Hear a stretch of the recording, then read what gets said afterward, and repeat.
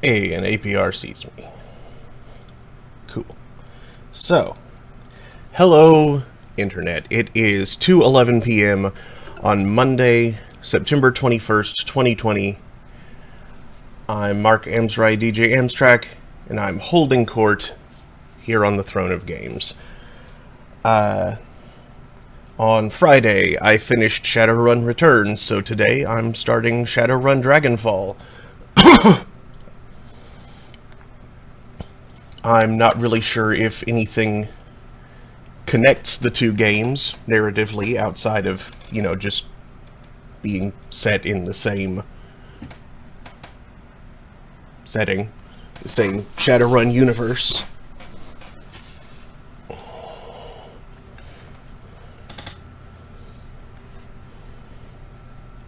Rather than Seattle, I think this one takes place in Berlin. I think, but I could be wrong.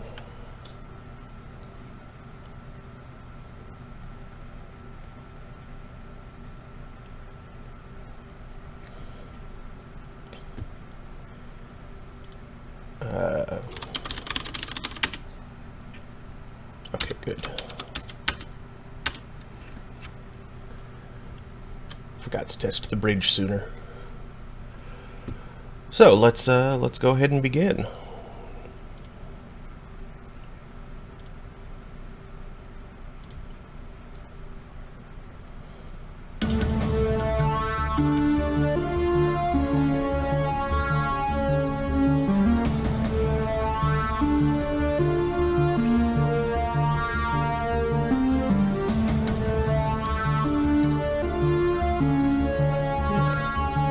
Here we go. The year is 2054. The promise of opportunity and anonymity draws you to the free city of Berlin, the Flux State, a grand experiment in social order. Corporations tread carefully here. Even the great dragon Lofir only has so much sway in the constantly evolving power structure in Berlin. The perfect place for a savvy Shadowrunner to disappear and begin anew. If only it were that simple.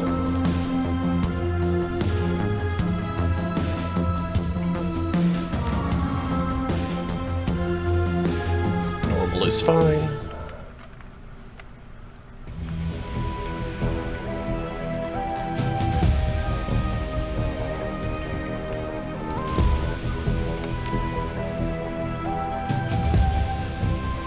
Let's see now.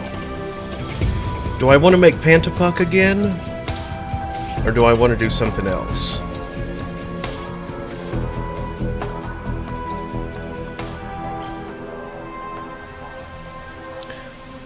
I could make... It feels like it's a little loud. I could make...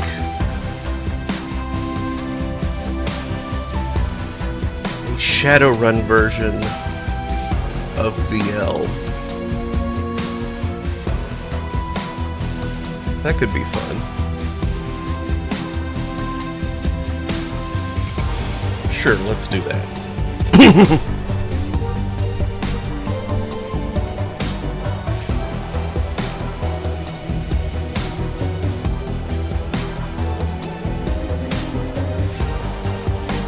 VL would definitely be a shaman.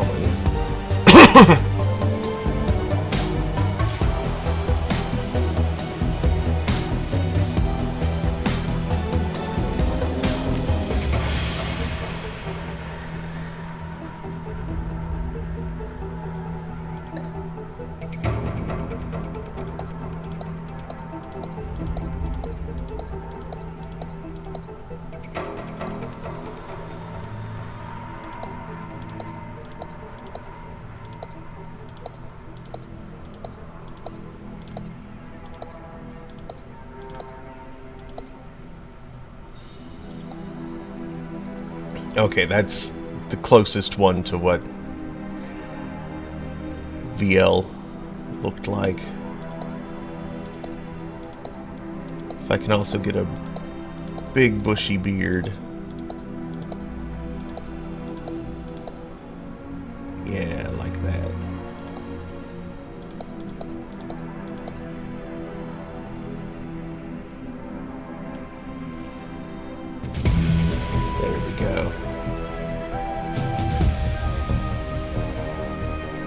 Yeah, VL was very, cartoony looking.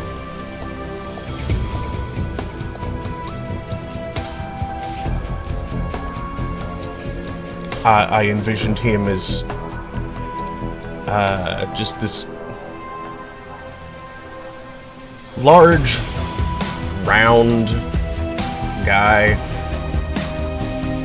whose head was engulfed, like,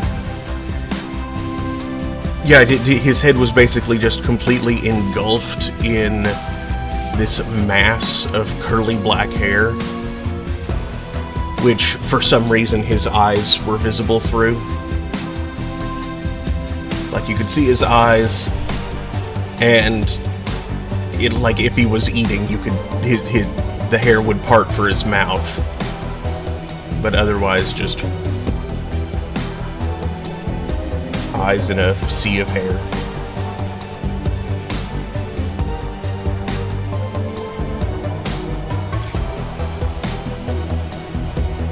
But that'll do.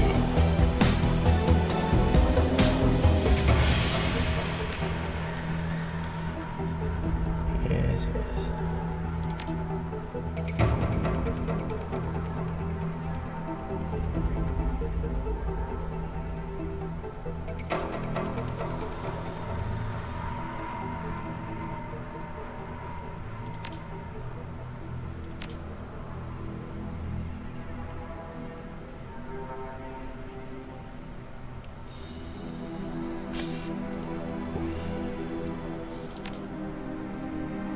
Okay, so VL would definitely know Shadowrunner etiquette.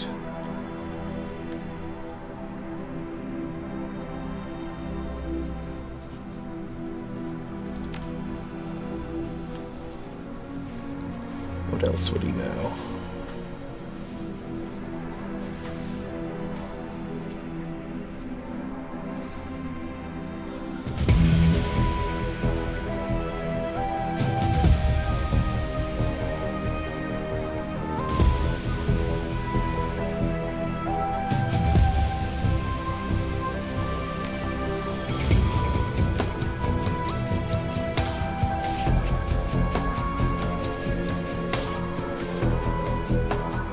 Let's see, he'd probably know...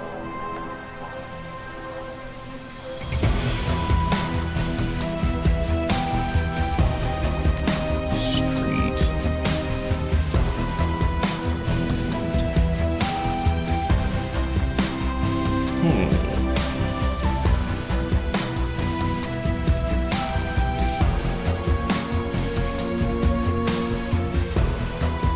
Weirdly, I think he would also know Socialite. That makes sense for him. Just because he was a very sociable kind of person. He didn't look it, but he got on with everyone. And so it's not unreasonable that he'd be in good with some fancy men.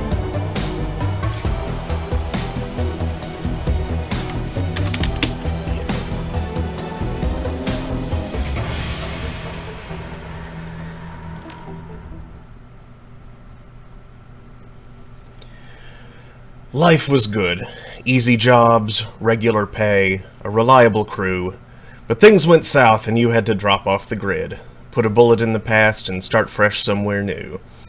The promise of opportunity and anonymity draws you to the free city of Berlin, the Flux State, a grand experiment in social order.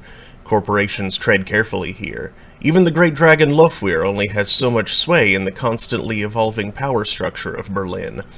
The perfect place for a savvy Shadowrunner to disappear and begin anew. And, as luck would have it, home to your old partner in crime, Monica Schaefer. It's your third run with Monica and her team. An old castle holdfast 1 hour east of Berlin, perched on a hill overlooking the countryside. The job is standard smash and grab. Crack the vault, grab the data, get out in one piece. A mediocre payday, but work is work. As the team gathers for Monica's pre-run briefing, you pause to take in your surroundings.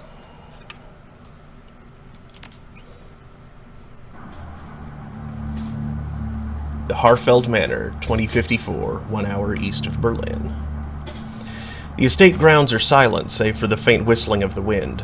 Your team gathers near a side entrance to the old castle holdfast, cloaked in darkness. The night is peaceful. You know it won't last. You know it for what it is, a pleasant illusion that will shatter at the sound of the first gunshot. Listen up, folks. Monica Schaefer. You ran with her back in the day, watched her get her first data jack. Now she's your team leader and a Drekhot Decker to boot. We're on a tight timetable. I want to enter the estate, find the basement, open the data vault, extract the files, and bolt. 10 minutes, top to bottom. Trying to get home in time for worm talk, love. Dietrich, shaman, the old man of the team. He smiles at her, his facial tattoos writhing in the moonlight.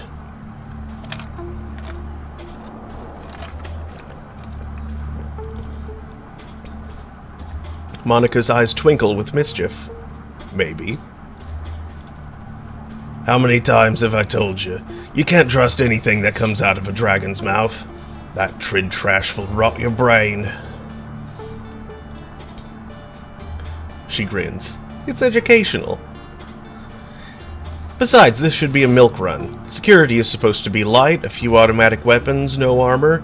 With a little luck, they'll never know we were here.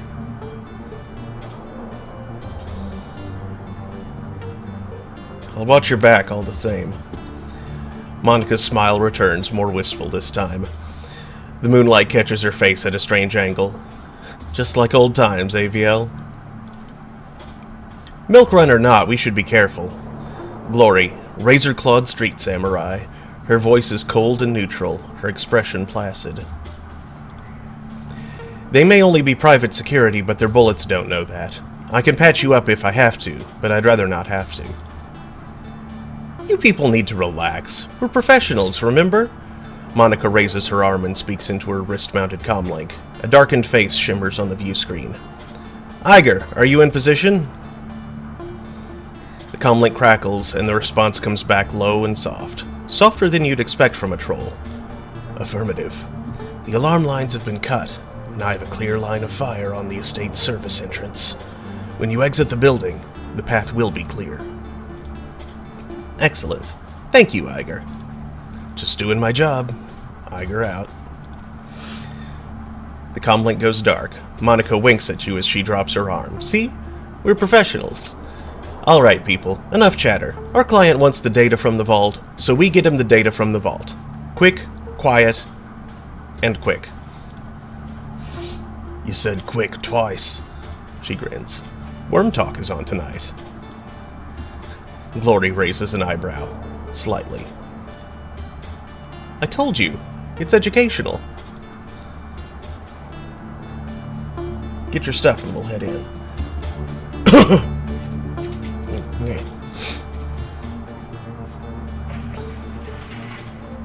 Grab a weapon. There are a few spares to choose from.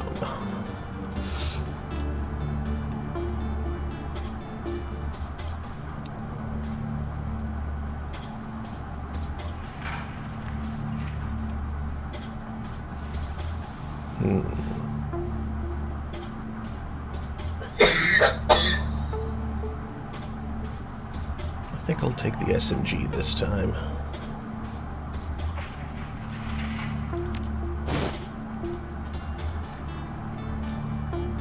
Grab the rest of your kit. You grab your running gear from a worn duffel bag near the weaponry. Leave the van.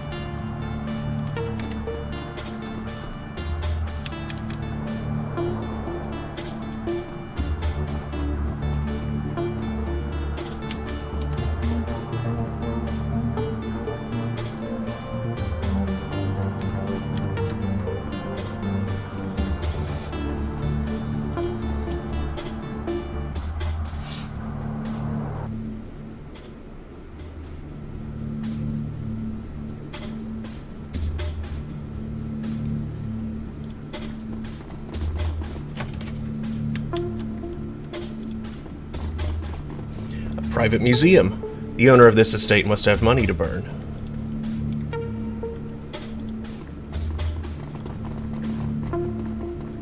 A variety of remarkably well-preserved Slavic artifacts. This complete skeleton of the complete skeleton of a theropod dinosaur. It appears to be genuine.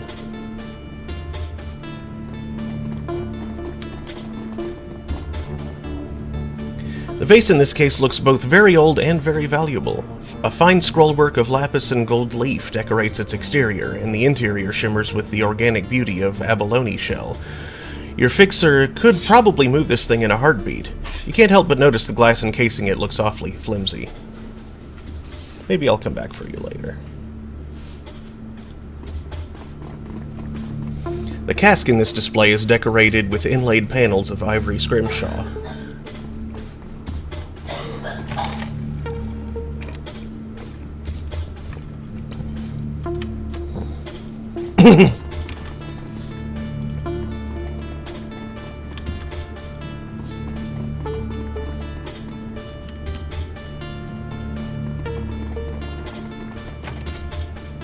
Intruders at my position.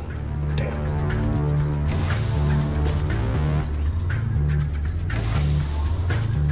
You are now in turn-based combat mode. Each character on your team has an action pool. Spend these actions on movement, attacks, or using spells and items. Once your team's turn is complete, the enemy team will move and attack. Additional tutorial information is available, blah blah blah blah blah.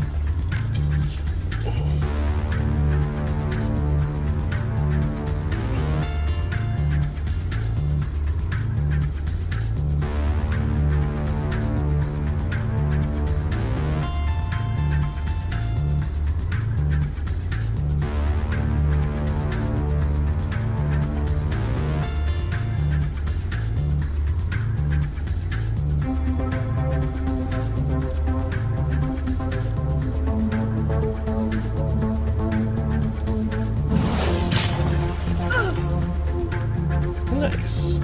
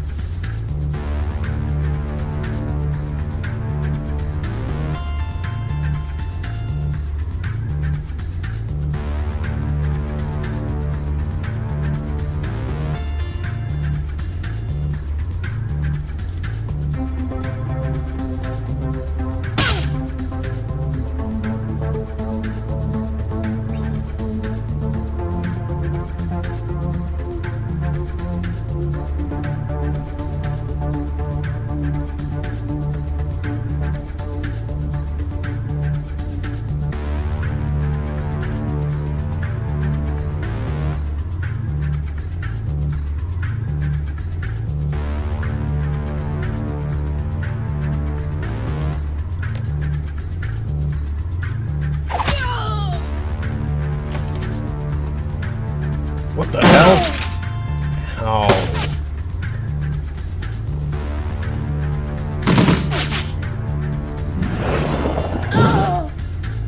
Jeez, I was insufficiently cautious here.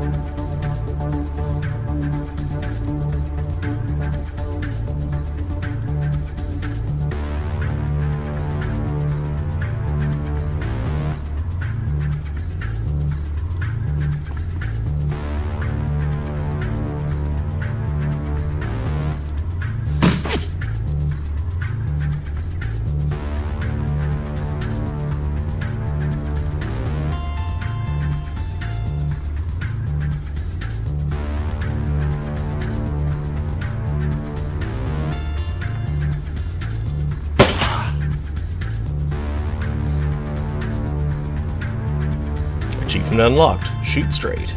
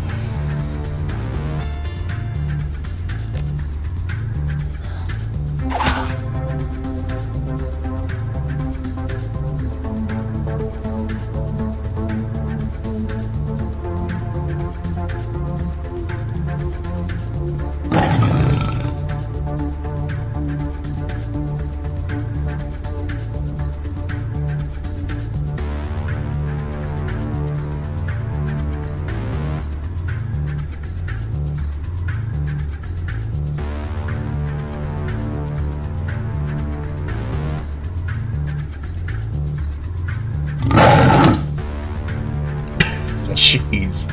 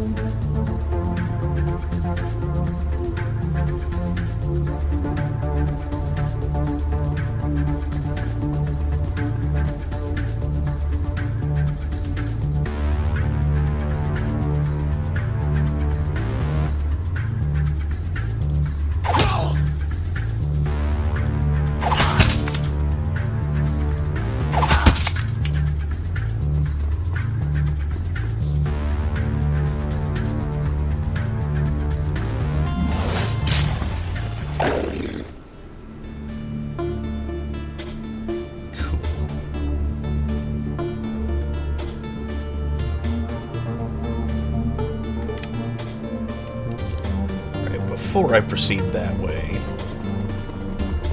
what's this direction?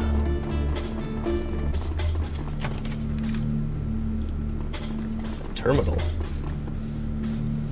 Security alert response plan Quebec 6. Matrix operations locked. HTR team responding.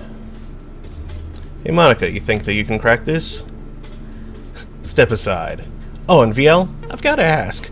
Is the display on your TRID flashing 12 o'clock back at home? Monica doesn't even bother jacking into the terminal, and her cyberdeck remains slung over her shoulder. Her fingers flicker over the terminal's virtual keyboard, and a moment later a happy chime chirps out of the security node speakers. Bingo, doors open. Let's go.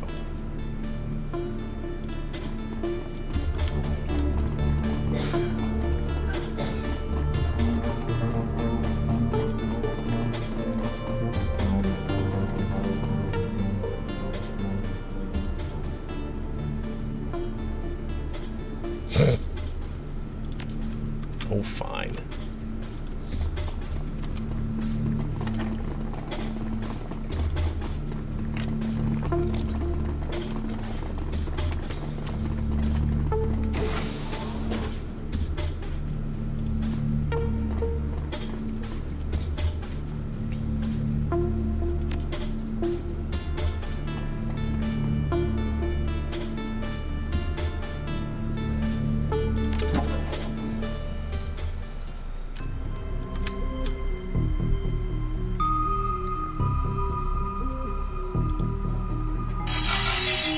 Oops.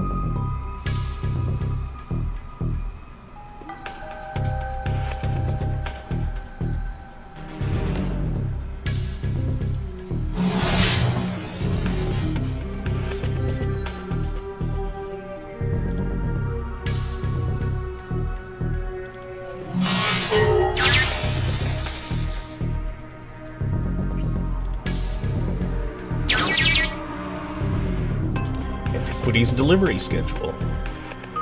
Cool.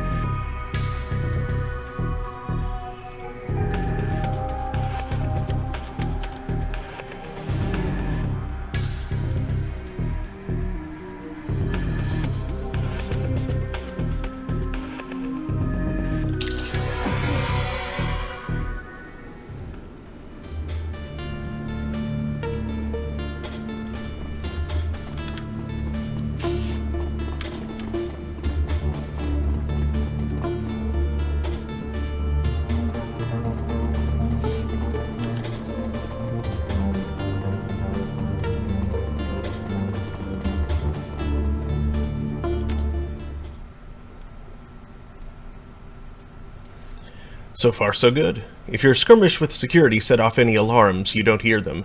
Monica leads the rest of the team downward into the basement of the Harfeld Manor. Your payday is waiting. The data vault lies ahead.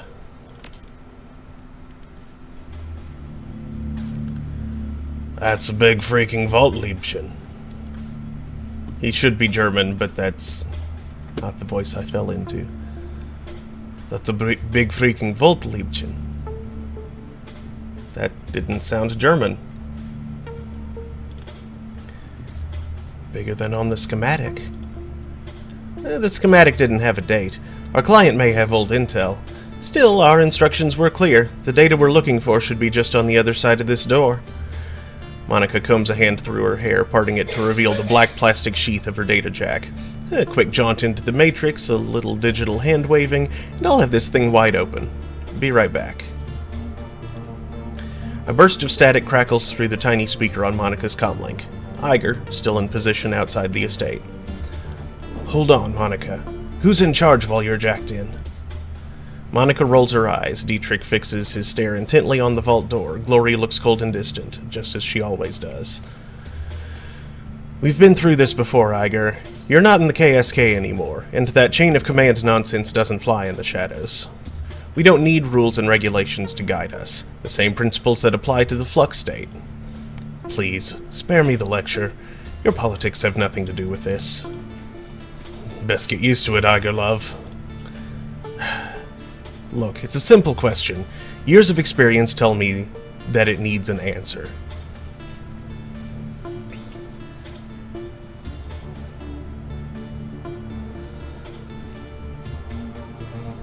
Iger's right, Monica. We should have a second in command, just in case. Monica stares at you for a moment, clearly irritated. Then that twinkle appears in her eye again. She smiles at you as she speaks into her comlink. Very well. We'll do this one Iger's way. While I'm jacked in, VL is in charge. There's a pause, then Iger's voice crackles out of the comlink again. VL? Did I hear you right? You're putting the rookie in command?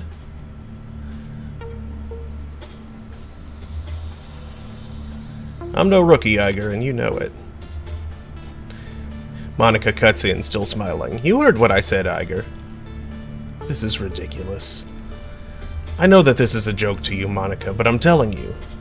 Iger, Monica's tone is all business. Evidently she has heard enough. The decision's made. You have your answer. Acknowledged. Without another word, Iger's image flickers and fades from Monica's communicator. Sorry about that. Iger can be inflexible, the legacy of a long military career. But she knows what she's doing, and she means well.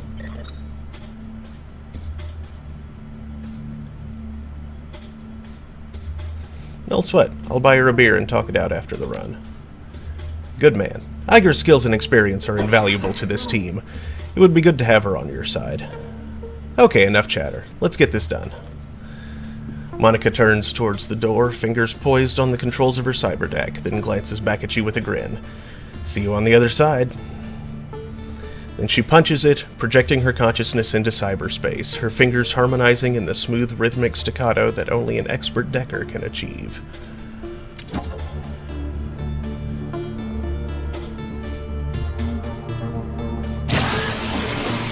What? Without warning, Monica's back arches violently and her head jerks back, silencing her terrible screams. Muscle spasms ripple through her face, and her jaw snaps shut, sending a mist of blood spraying from between her teeth. You look down to see a nub of pink flesh hit the floor, the tip of her tongue. The room explodes into action. Glory leaps toward Monica, her hand outstretched to yank the cord from her data jack. Dietrich surges forward to wrap the team's fallen decker in a bear hug, holding her against the convulsions that rack her body. With Monica's unearthly screams still ringing sharply in your head, you are only dimly aware of the door slamming shut behind you.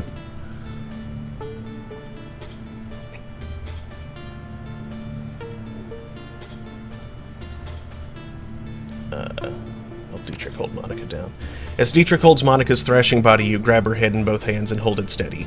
Glory wraps a cybernetically enhanced hand around the cord leading to Monica's data jack and pries it free.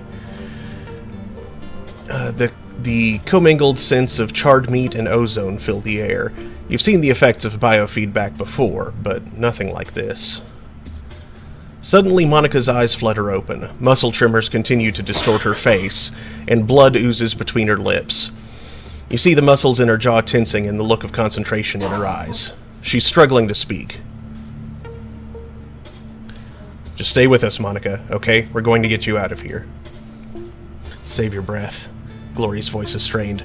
She's had a stroke. A bad one. She'll be dead before we're even back to the van. Talk to me, Monica. What are you trying to say? Slowly, painfully, Monica wrestles her jaw open. The blood welled up in her mouth comes pouring out in a slick covering her chest. She expels a thick, guttural sound that might be a word. Satisfied, she closes her eyes and forces her mouth to make the shapes she needs. Fear... With an effort, Monica opens her eyes again and meets yours. You see pain and fear in her gaze. And something else. Hope?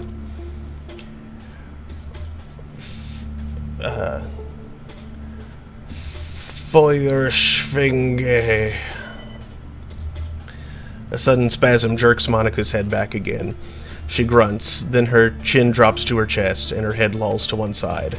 Her eyes fix on an object in the next room, a computer terminal. The soft light of a cursor blinks on its recessed screen. Slowly, she attempts to speak again, but the only sound that emerges is a long, strangled croak. A look of resignation washes over Monica's face, and she stops fighting. Her gore-slick jaw goes slack, and she dies.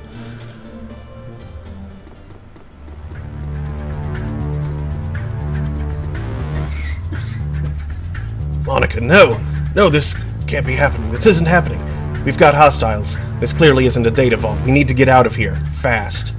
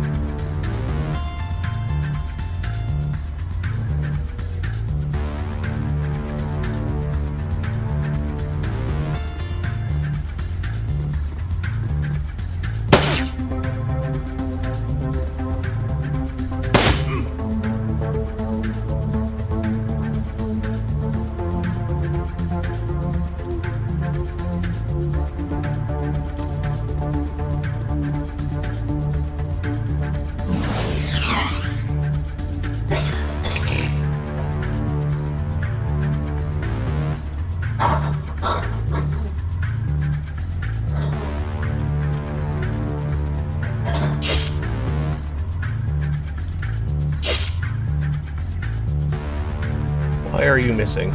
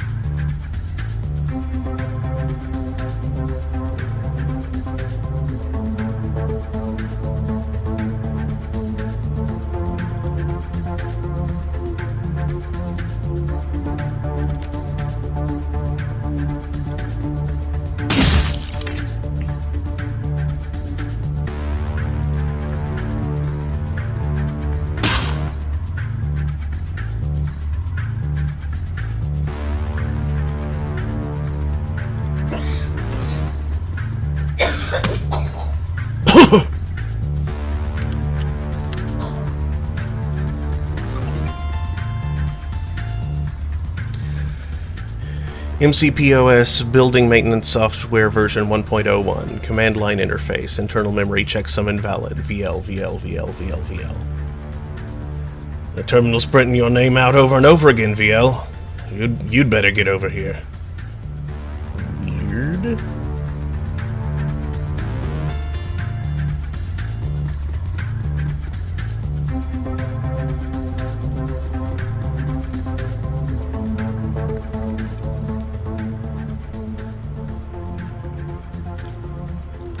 Dietrich scans the room nervously. They've sealed the door behind us.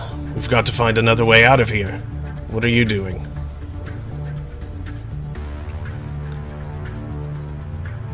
Monica was trying to tell me something about this terminal. It must be important. Well, any ideas? Something tells me we're going to have more company soon. I don't know yet. Watch my back while I figure this out. The text continues to scroll down the terminal screen. A problem has been detected with the core component of MCPOS. Restore MCPOS to factory default settings, Y in. Warning, restore process will take several minutes to execute. Connected doors and peripherals will be disarmed when complete. 0% complete. As you watch, the number on the screen slowly begins to climb. This is going to take a while. You glance down at a second screen to see that the facility is on high alert. In place of a simple data vault, it seems you've stumbled upon some kind of massive underground complex. A map of the holdfast grounds indicates that security forces are en route from multiple angles. The doors currently being rebooted by the system's restore process are flashing a dull red. If you're reading this display correctly, the only exit from this room is the holdfast's old servants' entrance on the western side of the building.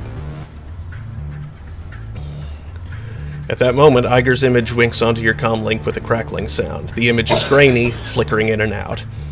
What's going on down there, rookie? Talk to me. Iger, new extraction point. Hold up. Where's Monica?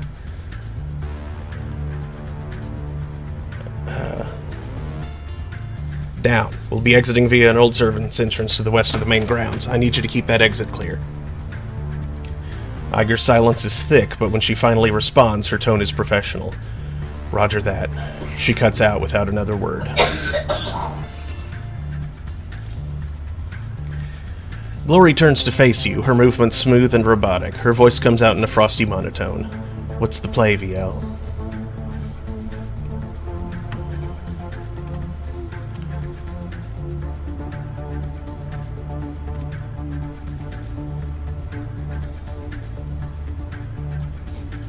Monica found a way to open the doors, but it's going to take some time.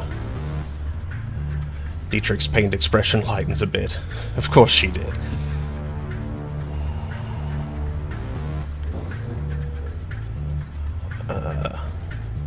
When the door locks disarm, we make a break for it. Until then, we make them pay for Monica. Dietrich's pained expression twists into a mask of hate. His hands begin to glow with primal energy. Yeah, I'm good with that.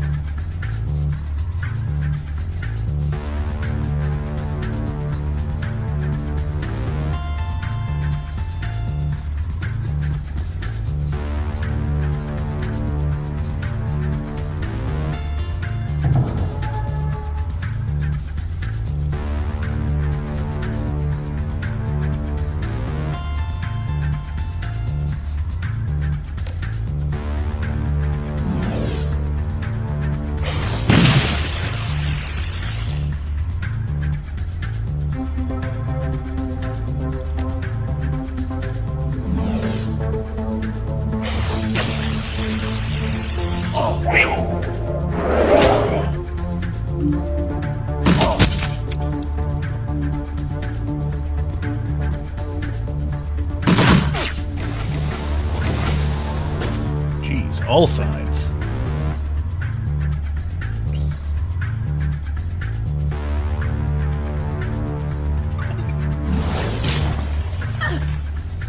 The figure loping toward you is big, even for an orc. The majority of his body is sheathed in a suit of heavy overlapping plates. What you can see of his face looks raw and slick, like old scar tissue stretched tight over his skull. He wears an expression of supreme confidence. All right, friends, playtime's over. All you Shadowrunners are the same. Skulking, sneaking, steal a vase or two from the museum, no harm. Maybe I'd let you scamper away into the night.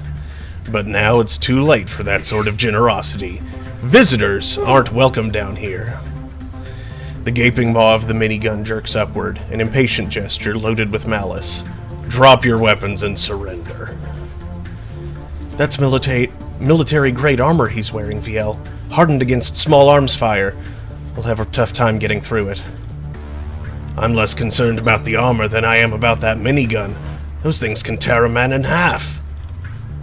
You have 3 seconds before I open the hose. Step out here and surrender, and I promise I'll make this easy. Something tells me you're gonna kill us either way. True, I can't deny it. But wouldn't it be easier if you didn't fight back? The orc shrugs, and you hear the distinctive whir of his Vindicator's motor spinning up to speed. The barrels begin to blur as he wheels the weapon to face you. Oh, I don't like that. I don't like that. I don't like that at all.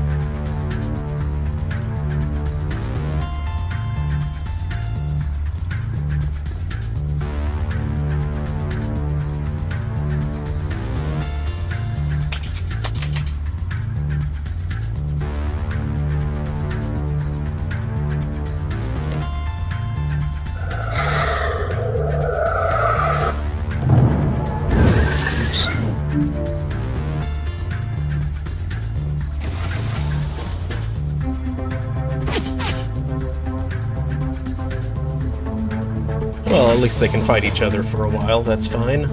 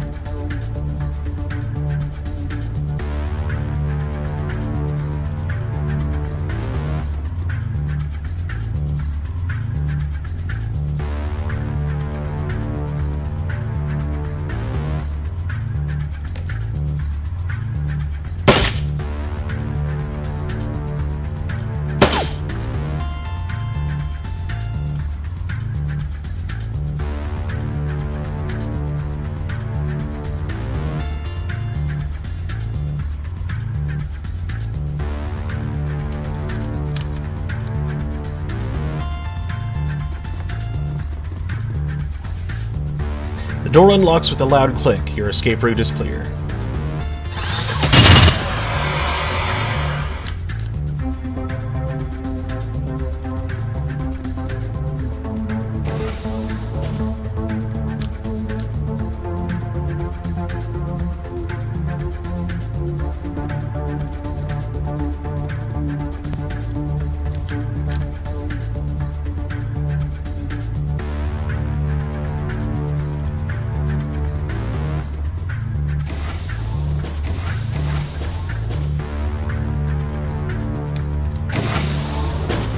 Ooh, that's It's not good.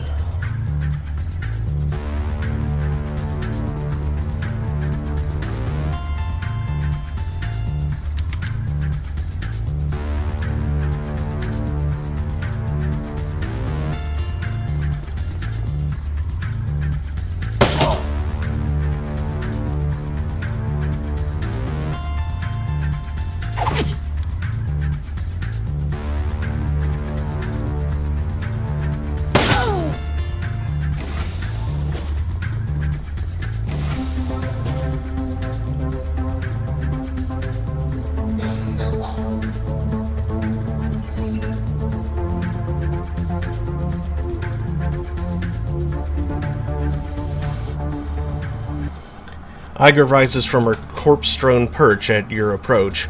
From the look on her face, it's obvious that she's already sized up the situation. I knew this was going to happen. I effing knew it. We can talk about this later. For now, we need to bug out. Tell me something I don't know. Iger slaps the side of the van. Pile in, people. And VL, when we get back to the Kreuzbazaar, we're gonna have a little talk.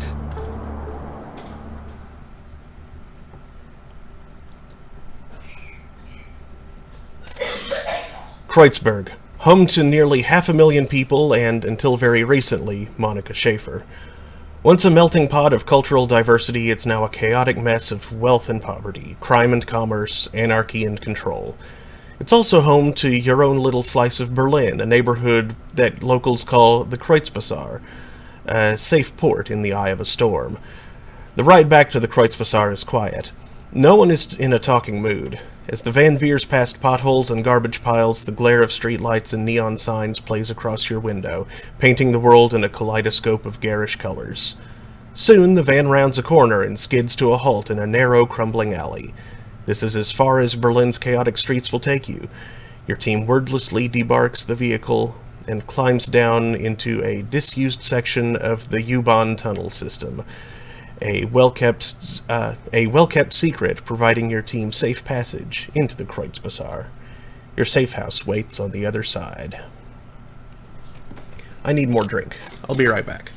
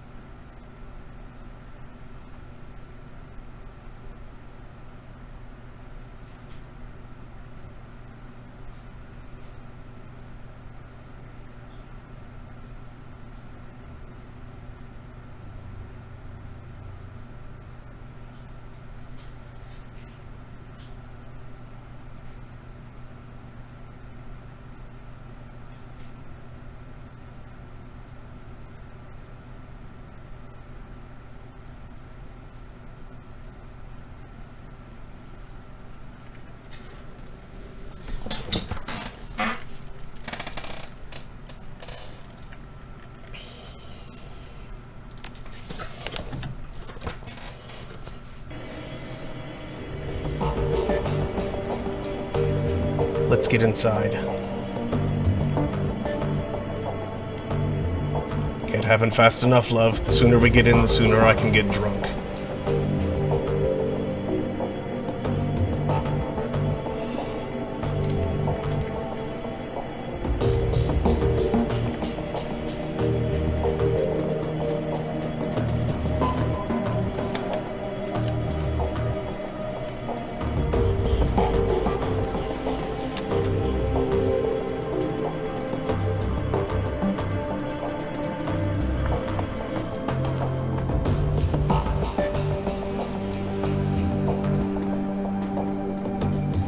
You step inside, and the squalor of the disused U-Bahn tunnel gives way to the warmth of your safe house.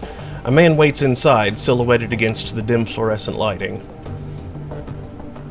Something bad has happened, hasn't it? He steps forward, revealing a pale and expressionless face, light glinting off of steel-rimmed glasses. Paul Amsel, your team's fixer and landlord. Part deal-maker, part information broker, one of the most well-connected men in Berlin. His eyes sweep across the team as he takes it all in. The grim faces, the hard stares, Iger's fury, Monica's absence. I had a feeling. How did she... His face has gone ashen. He swallows, takes a moment to chew on the words before spitting them out. How did it happen?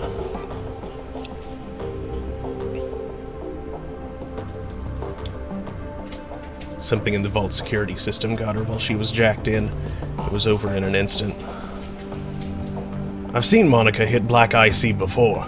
This was something worse. Glory nods, her motions robotic and spare. Monica died of a biofeedback-induced stroke. That's right. Iger thrusts a gloved finger into your chest. And this idiot stood by and let it happen.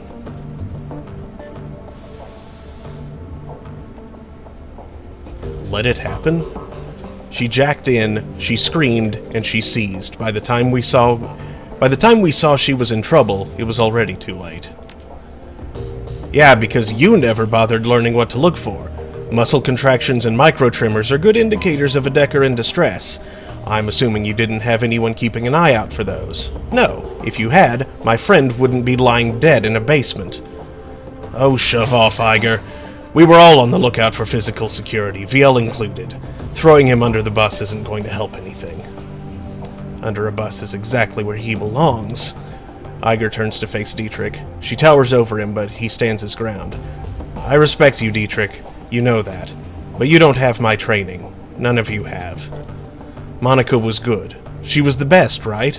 But she was also overconfident. She treated the job like it was a game. Do that long enough and you're going to get burned. Iger turns her focus back to you. If you'd been paying attention, you'd have figured all this out on your own by now. You'd have known that Monica needed watching as much as that door. Enough, Iger. Amsel's voice is hoarse, his expression blank. Enough. Iger pushes ahead, heedless of the interruption. Her voice remains measured, but there's fire in her eyes. How many seconds passed between Monica's first convulsion and her plug getting pulled? 4? 5? Do you know how much damage biofeedback can do to a Decker's brain in 5 seconds? Iger, You don't have to answer that. Of course you know. Monica died while you stood there and watched. This is all your That is enough! Amsel's voice comes out in a roar and his fist smashes down on the desk behind him. Iger, you and VL can have it out later, but I've had enough.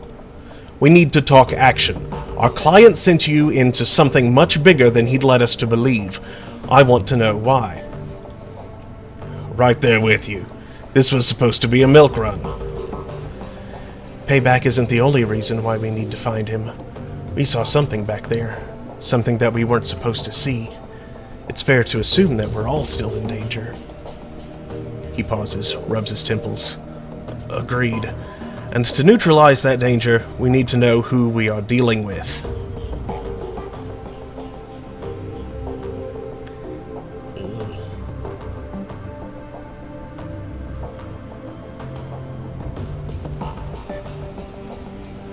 Let us review the events that transpired tonight. The smallest detail could be important, so hold nothing back.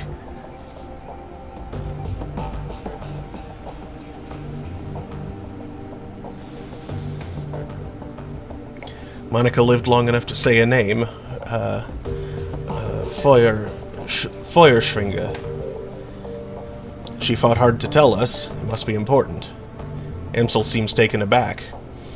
He pauses for a moment before responding. The Firewing? This is unexpected. You'll have to forgive me. This brings back many unpleasant memories. The Firewing? The most terrible of the great dragons. There are those who would disagree, but they never experienced the terror of living in her shadow. He glances at Glory. You are far too young to remember her, of course. But for Germans of my generation, the name Feuerschwinge is synonymous with chaos, destruction, and death. The dragons of today are subtle creatures, full of patience and guile. Feuerschwinge was not. After her awakening, she went on a 4-month rampage that claimed tens of thousands of lives. Amsel takes a deep breath, slowly releases it. There is a haunted look in his eyes. Those were dark days. Countless men, women, and children were slaughtered, roasted alive in their homes by a creature of legend. No hope for salvation, and no end in sight. It was a horror that you cannot begin to understand. What stopped her? I can't imagine that a rampaging dragon would just go away on its own.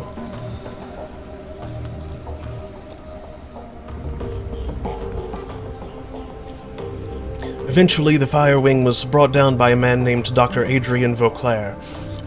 Well, with the help of the Luftwaffe, of course. But it was experimental weapons designed by Dr. Vauclair that finally pierced her hide. She fell in a hail of bullets and rocket fire, and crashed down in the radioactive wasteland of the SOX.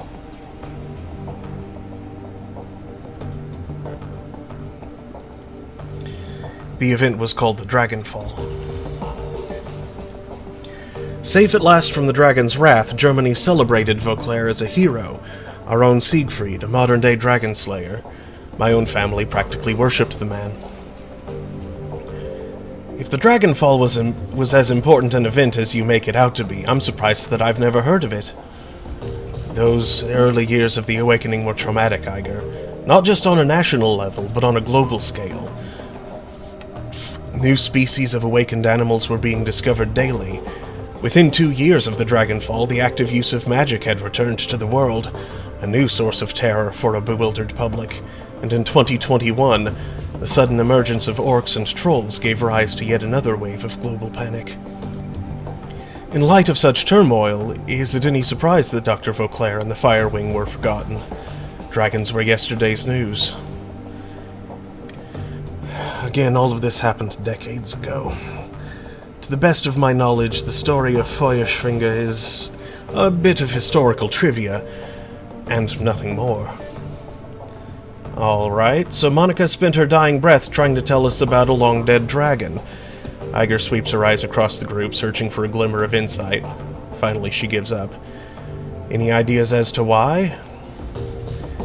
Amsel's voice trembles with frustration. No, it doesn't make any more sense to me than it does to you. The Dragonfall is ancient history. Feuerschwinge has been dead and gone for 42 years. But there's one thing I do know. Whatever Monica saw, whatever she was trying to tell us, it was important. He visibly struggles to calm himself, takes a deep breath, then slowly releases it. I will look into this, and I will find answers. In the meantime, did you turn up anything else of value? The estate was just a front for whatever was going on in the basement. That much is clear. It wasn't a minor enterprise either. That facility took serious funds to build. And time. There was more to it than we saw. Places like that don't spring up overnight. And all in secret. The owners, whoever they may be, were none too pleased by your escape, I'm sure. What else did you find? After everything went to hell, we were confronted by an orc in military-grade armor. He appeared to be the head of security. That is not much to go on. Do any details about this orc come to mind? Any distinguishing features that I could look into? He was an older guy, for one. From the sound of his voice, I'm guessing mid to late 40s. Pretty old for an orc. And he'd had skin grafts. Most of his face looked like replacement material. If the grafts came from a legitimate hospital, there may be medical records. That is something. I will see what I can find out. Did you note anything else during the run that may be of value? That's all we've got. That's not much. It is thin, I agree. A basement, a middle-aged orc with skin grafts, and a long-forgotten world event.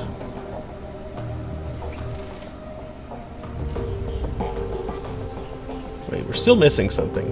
Who paid for this run? I do not know his exact identity. I did not set up the run. Monica did. I warned her. I told her not to take the job, but she assured me that it would be a cakewalk. Monica was approached recently by a man who calls himself Green Winters. He used to be a prominent activist in the F-state political scene. I never much liked the man, and I certainly never trusted him. But Monica, she would do anything for her cause. Anything for the Flux State. Winters swore that the data he was after was crucial to ensuring the future stability of the Flux. And that was all it took. Sounds like Green Winters is our best lead, then. Yes, most definitely. It is clear that Green Winters has involved us in something much larger than he led Monica to believe. When he finds out what happened on the run, he's probably gonna rabbit. We need to chase him down before that happens. Any leads? There's a man here in the Kreuzbazar, a Turk named Altug Boragazi. He owns a little soy-calf shop just down the way called Cafe Chesve. This man is also a purveyor of information. I have done business with him from time to time. And you think he would know something about Green Winters? When I discovered Monica's renewed association with Green Winters, I contacted Altug. One of his people has been keeping tabs on Winters ever since. As I said, I did not trust the man.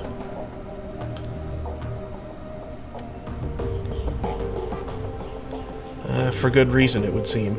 I'll talk to Altug and see what he knows about Green Winters. Very well. Tell him I sent you. I will do what I can to dig into the information that you've uncovered already, sparse though it may be.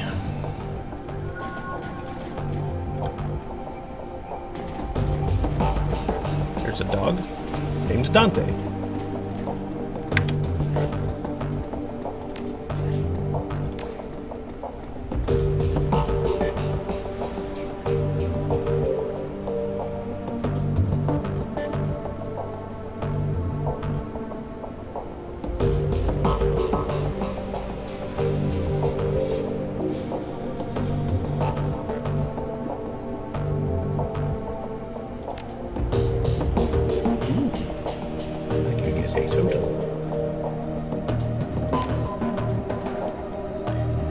Bear is powerful, gentle, wise, and a protector of all the natural world.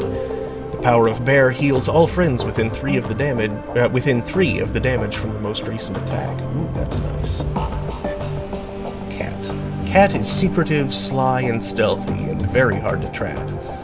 Grants dodge +1 for 3 rounds to all allies in an area. Coyote is unpredictable and ever-changing. He is the trickster. Coyote grants all friends within a range of 3, quickness +1. Eagle is proud and keen-sighted. He sees all. +15% to hit. Raccoon is cunning and curious with a strategic mind and a thief's insight. Move bonus of +2 squares. Creator Idol. Set all spirits breakaway chance to 0% within 3 tiles of yourself. Huh.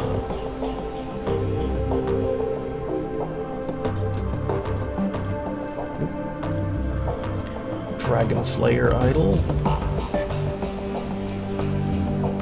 Great Mother Idol.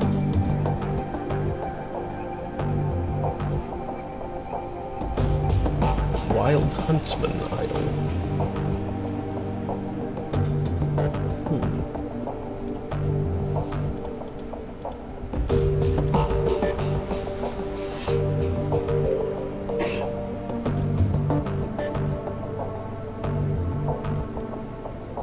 I kind of like that one.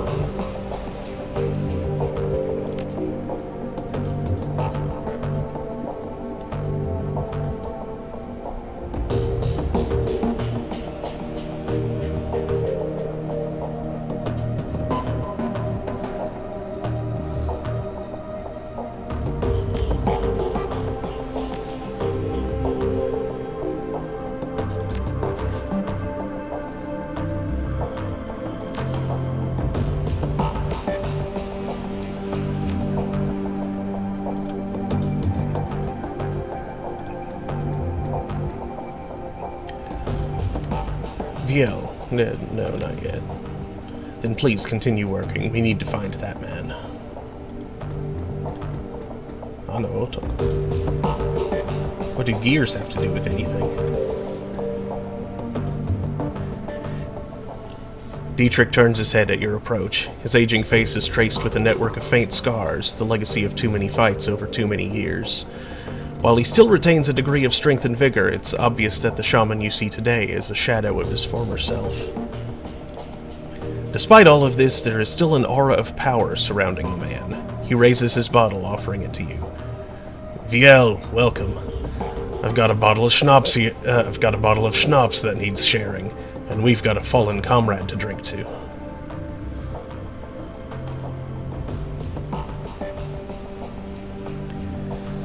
To Monica. Prost. The liquor in the bottle is crystal clear, and as you raise it, you catch an intoxicating whiff of cloves and caramel. It tastes of sweet corn and walnuts, with a lingering aftertaste of buttery toffee. You swallow a swig, then return the bottle to Dietrich's outstretched hand. He takes a long pull on the bottle, then locks eyes with you. Let me ask you a question, Viel. What made you choose to come to Berlin? What do you want to know? Monica told me that you moved here from the Rhine-Ruhr megaplex. Made it sound like you'd been there for a good many years. Successful years at that. Leads a man to wonder why you packed up and moved here. Our run went bad and my team paid the price. Went bad, huh? Like the run we just came back from went bad? More or less. Well, that's rough, friend. How'd the rest of your team take it?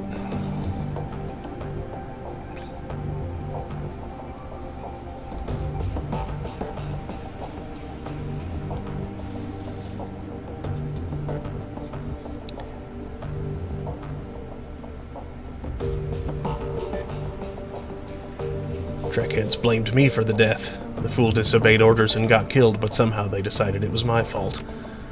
Uh-huh. And so you decided to cut your losses and run?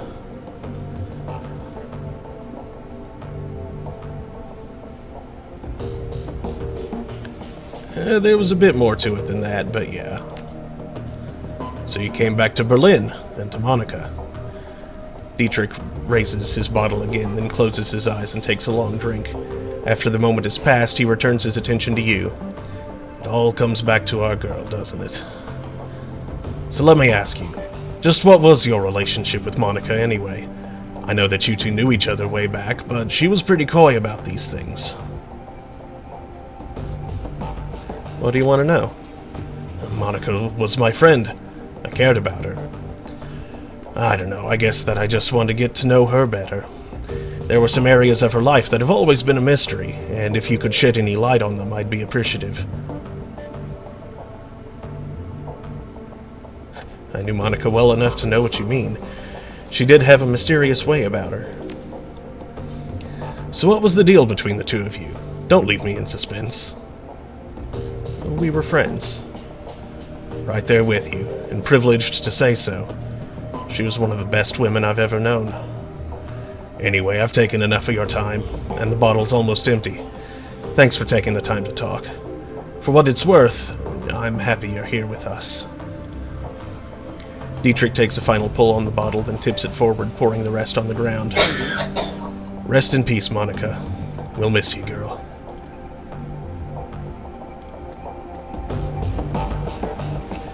As you start toward the safe house door, a large four-legged form steps around the corner. Dante, Monica's dog, an enormous mongrel of indeterminate breed.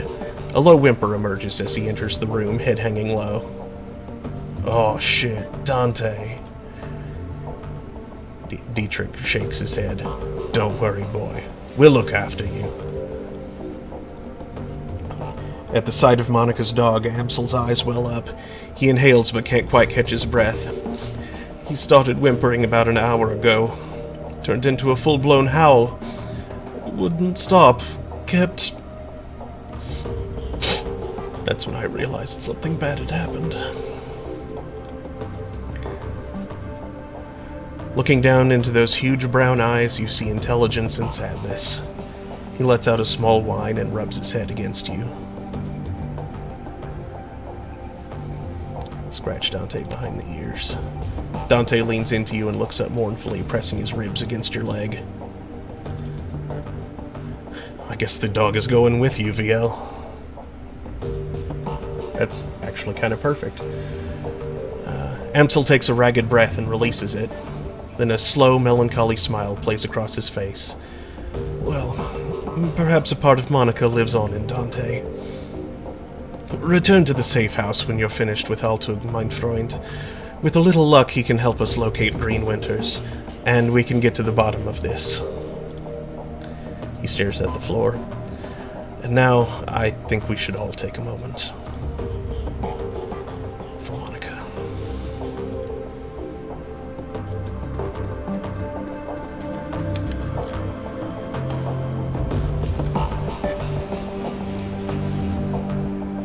Iger glares at you, and you can taste the bile in her stare. She clearly still blames you for Monica's death. Something I can do for you, fearless leader? We need to talk about Monica. Not right now, we don't. Don't push me on this, VL. One of these days we're gonna hash this out, and you can talk all you like about the cluster F that killed one of my best friends. But it won't be today.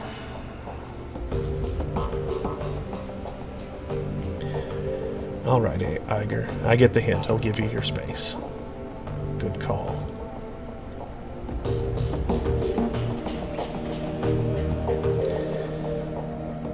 Glory is beautiful in a waifish sort of way. Her features are almost elvish in their delicacy, but there's something cold about her that you find slightly unsettling. What's more unsettling is her chrome. Glory is rocking a heavy loadout of cyberware from head to toe. She looks to be composed more of plastic and metal than she is of skin and bone. In the shadows, individuals such as this are anything but uncommon, but Glory's cyberware is first generation, all of it. Bulky, invasive, practically museum pieces. This chrome was obsolete well before she was born. VL? Glory shifts her gaze to you, but her expression is as cool and placid as always. Can I help you? Use astral perception to read Glory's aura. Without shifting your attention away from Glory, you allow your consciousness to partially slip into the astral plane. As your third eye opens to the hidden world around you, you feel the familiar tingle of dormant senses awakening. The room that you're standing in slowly shifts to match its true nature, a lifeless expanse of gray, ugly, and cold. Your own body, however, explodes into a swirling chaos of scintillating color. As the astral plane shimmers into view, you focus on Glory.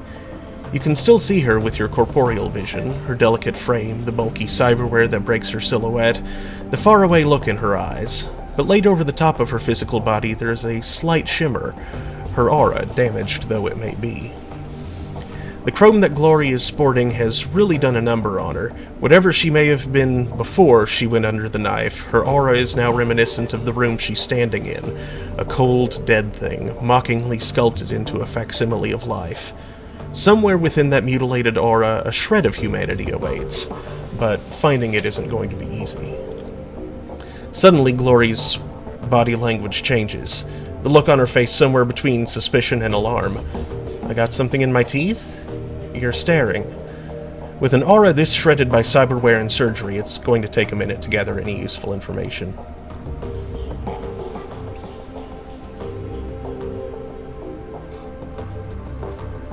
Just trying to figure you out, Glory. You've got a lot going on beneath the surface. I imagine that we all do, yourself included, and yet you don't find me gawking at you. As Glory speaks, you continue to focus, sifting through the void left by her vintage chrome to find the tatters of her original essence. Finally, you catch a glimpse of color, a flash of her true self, and behind it, something else. In a reflexive panic, your third eye slams shut. The hidden world of the astral plane disappears from view, but an afterimage of what you saw remains, twisting in your mind. Glory is, or was, magically active. The shred of her essence that flitted past your vision left you sure of it. What's more, you'd wager that she had real power once. Terrifying power, of a sort that you can only guess at. All of this was surprising, but it was what you saw behind her aura that chilled you to the core. There was something connected to Glory's essence, a metaphysical tether stitched into the fabric of her soul. It reminded you of a leash. Oh no, she's horror-marked, isn't she? Oh. You can't say for sure what was holding the other end, but whatever it was enormous and ancient and cruel. And you can't shake the feeling that as you looked into it, it stared back at you. Trembling, you find yourself back in the mundane world. Glory is still staring at you, her neutral expression ever so slightly tinged with annoyance. I have a question for you, Glory, of the personal kind. I'm not big on sharing, sport. Personal reasons. You understand, I'm sure. The edge in her voice tells you that she's not interested in continuing this conversation. Of course, we all have our secrets. But if you ever want to talk, I'm here. I don't want to push too hard this early.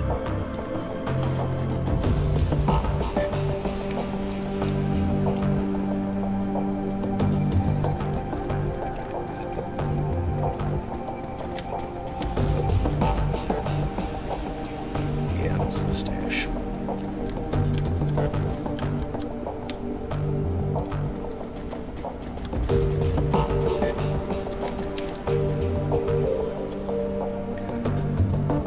Nur für Mitarbeiter.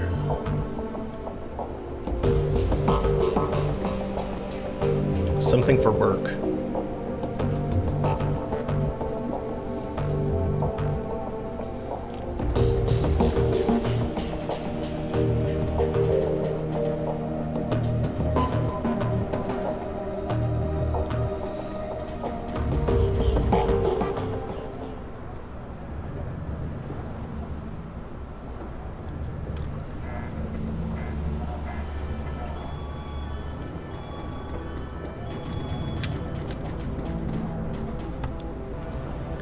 The dwarvish tech vendor smiles at you with practiced ease, her almond eyes twinkling with the glare from a dozen trade screens.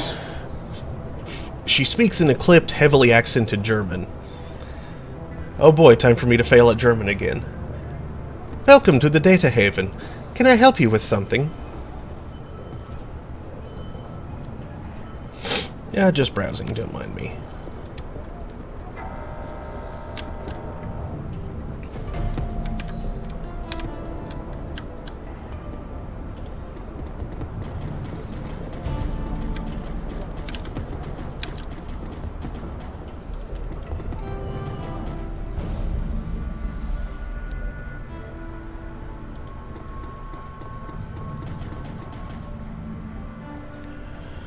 The man behind the counter looks right past you and at the dog following close behind. Dante! I will fetch his water dish. And perhaps a coffee for our friend here? Soy calf, black. Very well, a soy calf, he tisks to himself. He looks disgusted.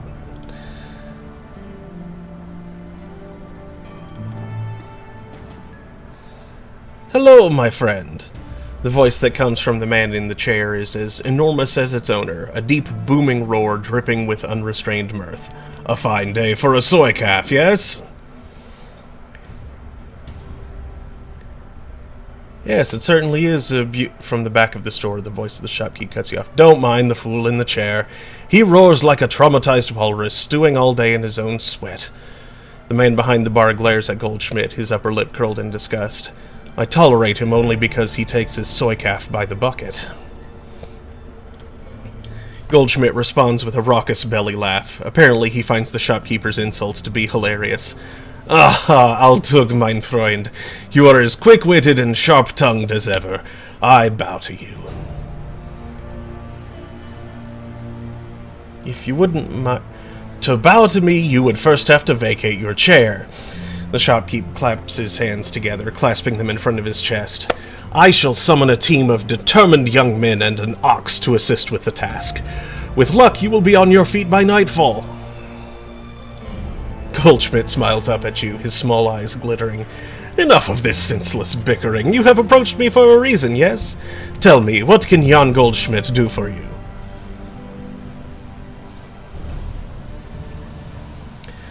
Why did you put up with those insults? Don't you have any pride? I put up with them because they amuse me. The fact that they amuse me infuriates my dear friend Altug, who in turn hurls more insults. Goldschmidt raises his Soycaf cup in salute. And thus the cycle continues. It is 2 years now that I've been your customer, yes, Altug? 2 years of Soycaf and strained patience, yes. And I remain happy and Altug makes money. An ideal business relationship. That all sounds perfectly healthy. Take care, Jan. Until next time, my friend.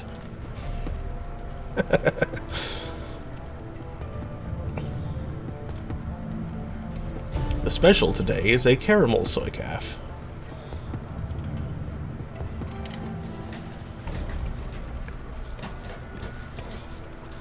The man behind the counter has the broad smile and open demeanor of a classic Turkish street vendor.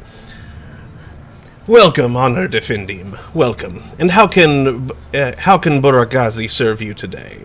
Would you like a cup of coffee, perhaps? Paul Amsel sends his regards.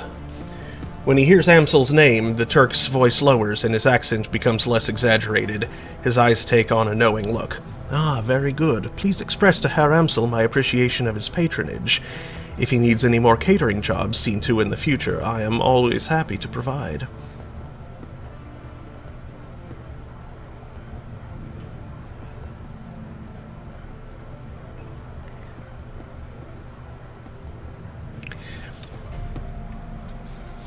He tells me you're developing the menu for a friend of his now, Herr Winters, I believe. I want to hear all about it. Yes, of course, O wise one. Kami, come. A young woman bustles in from the back room. Her gum chewing is loud enough to hear over the noise of the coffee grinders. Buragazi spits something out in rapid-fire Turkish. As you wish, uncle. I will see to it right away. Kami offers you a shy grin, snaps her gum, and hurries back into the room that she came from. My girl Kami is arranging to make contact with the chef as we speak. This will likely take some time. My chef is a busy man. While we wait, I wonder if you would be so kind as to run a small errand for me. A trifle, really. I hate to trouble you. I am embarrassed to even ask, but I would be most appreciative of your help. Of course, Herr Buragazi. Buragazi. It is no trouble at all. Altug's voice lowers to nearly a whisper. The errand is simple, hardly worthy of you. I've installed a number of data taps to Berlin's fiber optic network, as part of my civic duty, you understand. These taps provide free matrix access for all who live in the Kreuzbazar. In order to maintain their anonymity, each tap's protocol buffer must be reset every few days. I simply wish for you to visit each data tap and reset it. Simple enough?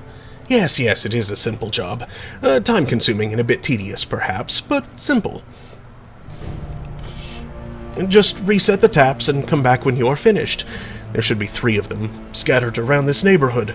The first one is just outside. Look for a metal box with yellow arrows painted on top of it. By the time of your return, I should have the information Herr Amsel requested.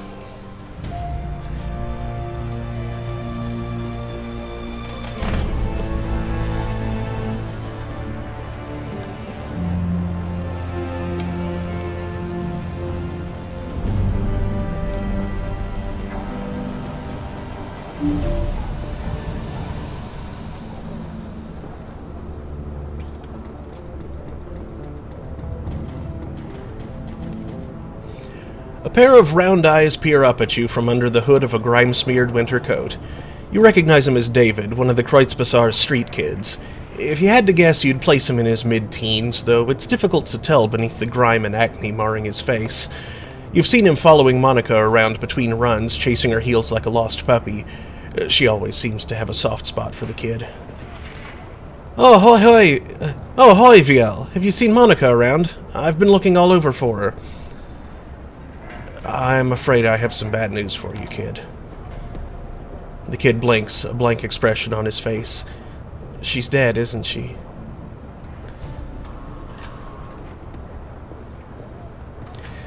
I'm sorry, kid. We all are. Yeah. Look, I think I want to be alone right now.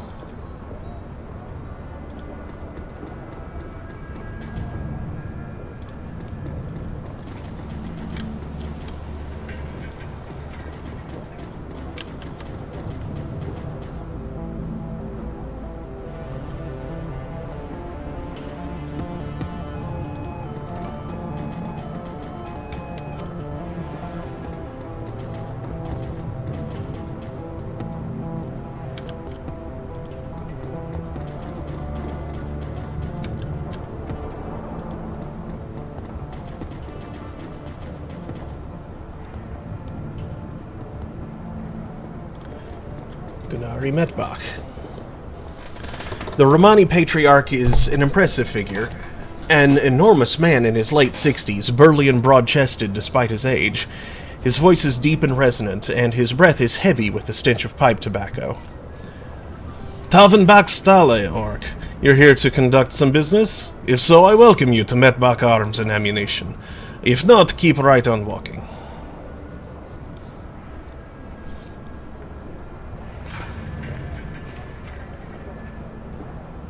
Don't mind me, I'm just passing through.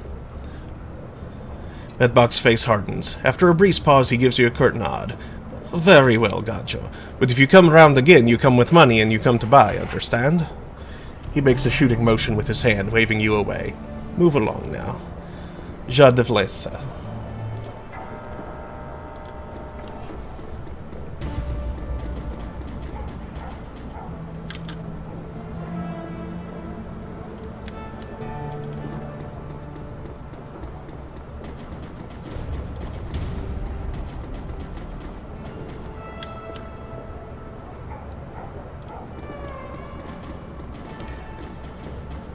You looking for some magic, mein Freunde? If you got the cash, old Zach's got the flash.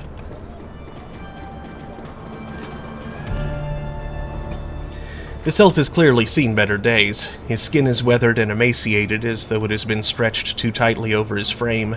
Track marks line the crooks of his arms, and dirty bandages wrap his knuckles. Despite all of this, he seems cheerful enough. The elf fixes his twinkling, bugged-out eyes on yours and offers you a broad smile, displaying a set of impossibly white teeth. When he speaks to you, his voice is surprisingly deep. Guten Tag, mein Freund. You here for some magic? Because Zach Flash is your magic man. I might be interested. Zach cocks his head and offers you a lopsided grin. Well then, I might be able to help you. He begins to twist a strand of his long, stringy hair around one of his spidery fingers. His smile remains fixed, a pearly crescent set into a face caked with grime. Don't leave me in suspense. What have you got? Oh, a little bit of everything. I've got your Zen and your Hyper, your Nitro, and your Nova Coke. If you want it, I've got it. Zach leans towards you and lowers his voice to a conspiratorial whisper. I've even got a special concoction of my own design, but I wouldn't recommend it unless you're serious about getting high. So, you want to conduct a little business? What's the deal with the special concoction?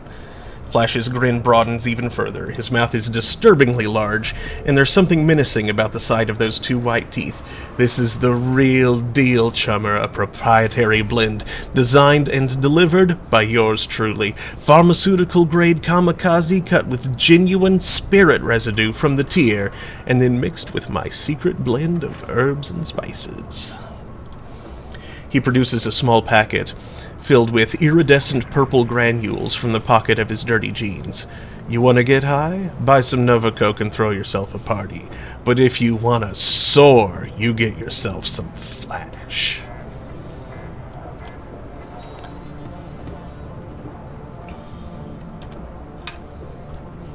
Show me what you got. Dude, +2 movement and +2 AP? Nice. 700 new yen, though. Ouch.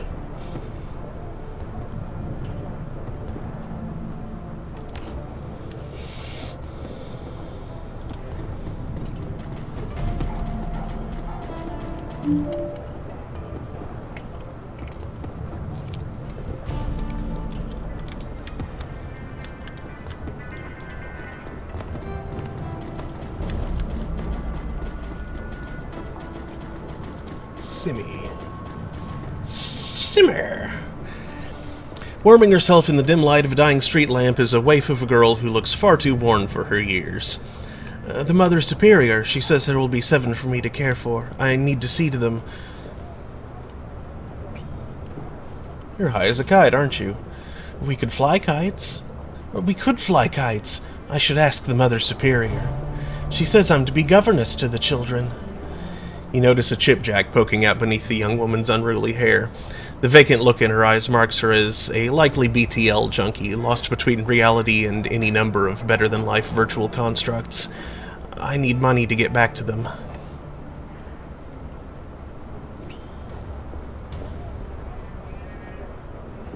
The story sounds familiar. Captain Von Trapp is very well known and respected. The poor dear lost his wife and the children their mother.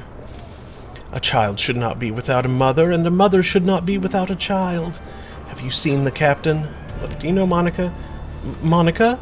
Is she one of the sisters at the Abbey? No, wait, Monica. A flicker of recognition fights through the haze in the young woman's eyes. Yes, Monica. She's good to me, brings me food to eat and tea to drink. I'm afraid I have some bad news.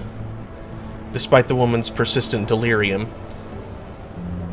which is misspelled, she seems to glean meaning from your tone. She died? I'm sorry, she did.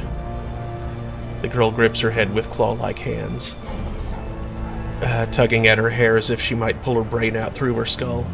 I don't like this, but I can't switch it off. The girl's frail body shudders and her eyes grow large, but she does not sob. Instead, she smiles a sad smile, which looks to have been worn all too often. She will go to heaven, she told me. It is a place for good people, stillborn babies, and childhood pets. And she was a good person.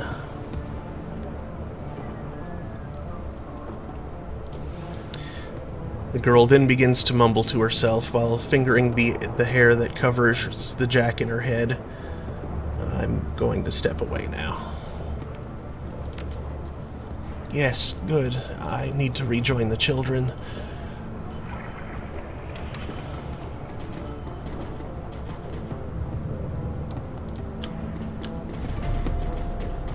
Ringing phone? A bizarre monument towers before you. At the top of the pedestal, the form of an angel stands, its outstretched wings looming over the small park. But the material is strange and uneven, giving the statue a cold, Frankenstein-esque appearance.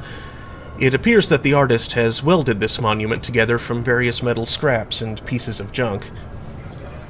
As you approach, a small, grimy monitor at the base of the statue flickers dimly to life. The grainy face of a smug young orc appears on screen. Hello there, I'm Herbert Kunzel, the creator of this monument. What would you like to know? Statue name.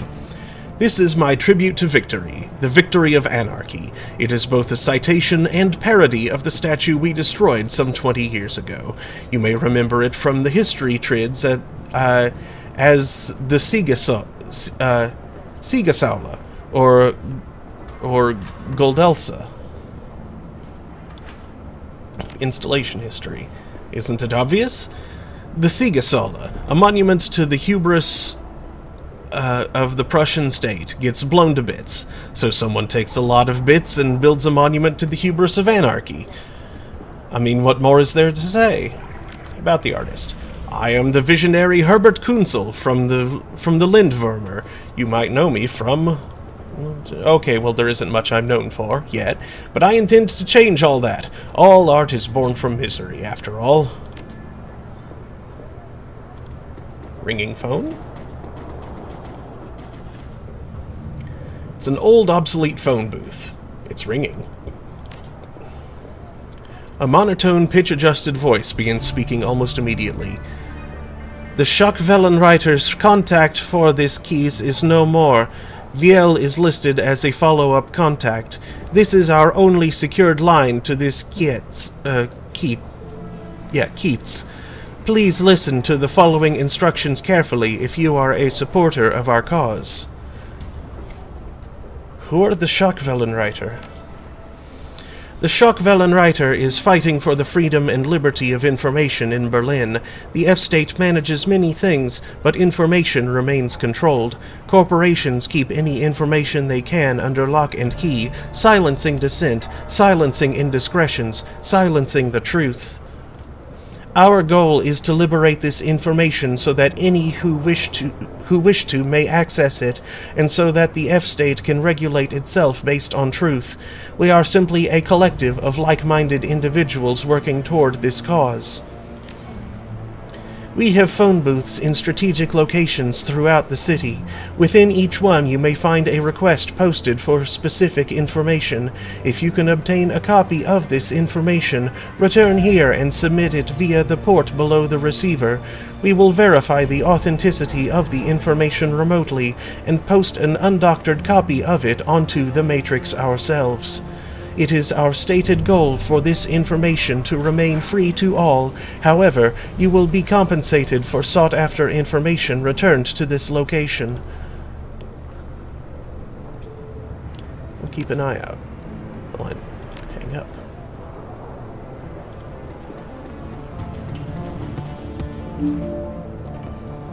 As you are resetting the data tap, you notice that someone has duct-taped a small homemade receiver to the system. An earplug dangles from the receiver.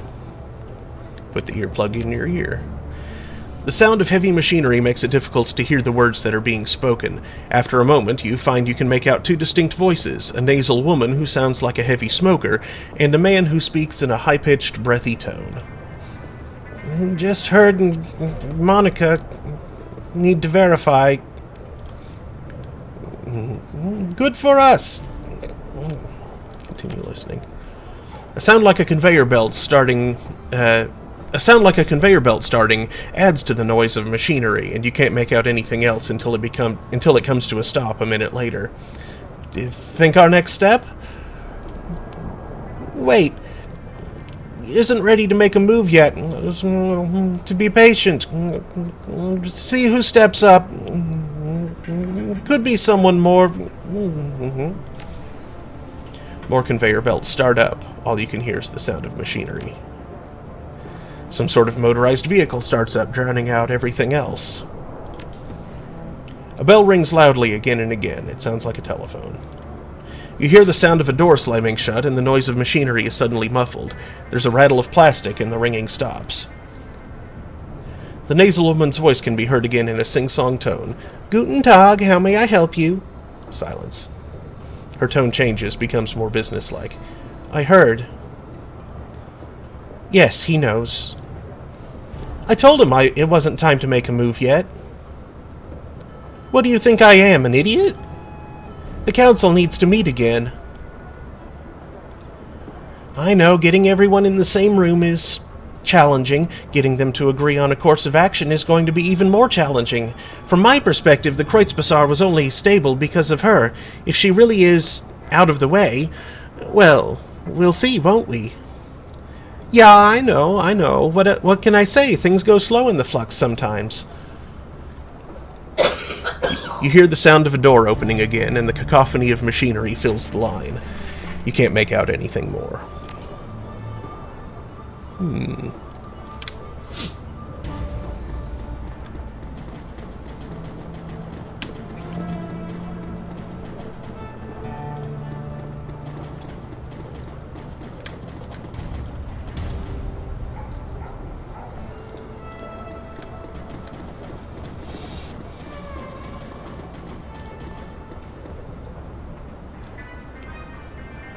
Before you stands a troll, though it is a stretch to say he is standing at all. His great mass is barely held upright by two vintage prosthetic legs, along with a crutch under one arm.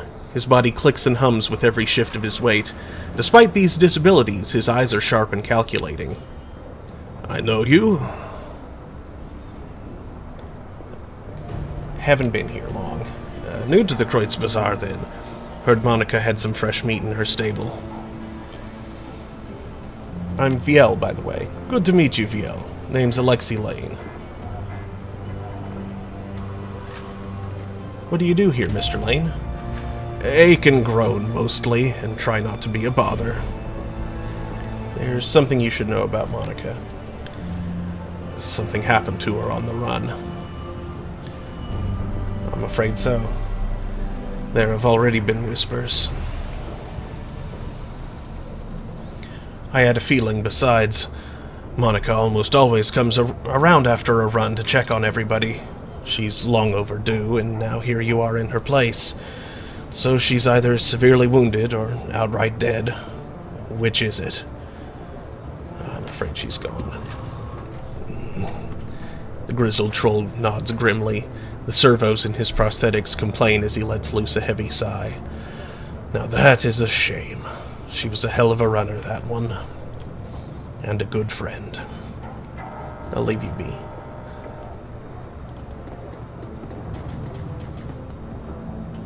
Donations for the soup kitchen have slowed, Samuel. I'm not surprised. Altruism often comes with an expiration date.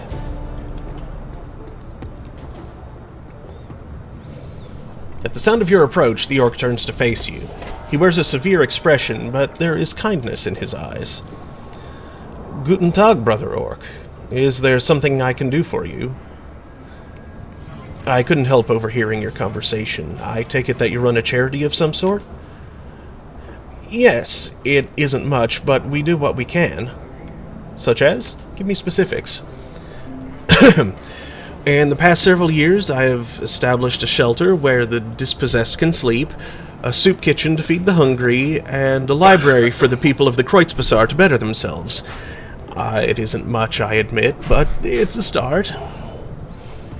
A good start, Samuel. You mustn't be so hard on yourself. There are limits to what one man, even a determined man, can accomplish. This is true. He nods to the orc at his side. Thankfully, some of the residents that I've helped over the years have come back around to help me.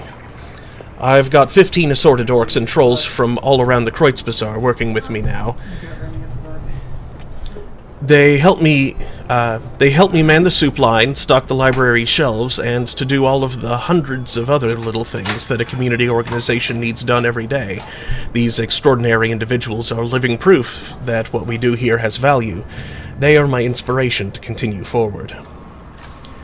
She beams at the compliment. From her body language, it's clear that she idolizes Beckenbauer. Now, do you have any more questions? If not, I will bid you good day. I don't wish to sound self-important or rude, but there are many pressing matters that demand my time. Are you accepting donations? Yes, of course. We're actually desperate for them, truth be told. People seem more intent on taking care of themselves than they are in providing for the less fortunate. Of course, these concepts are not unrelated. As poverty rates increase, so does the crime rate. Assisting the needy increases the quality of life for all. In any event, our shelter has some basic needs that desperately need to be filled.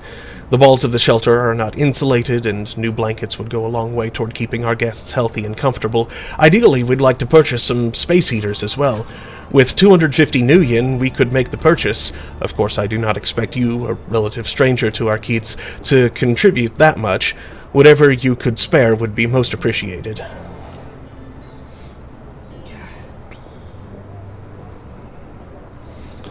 Here, just take what you need. I've got you covered. This is incredibly generous.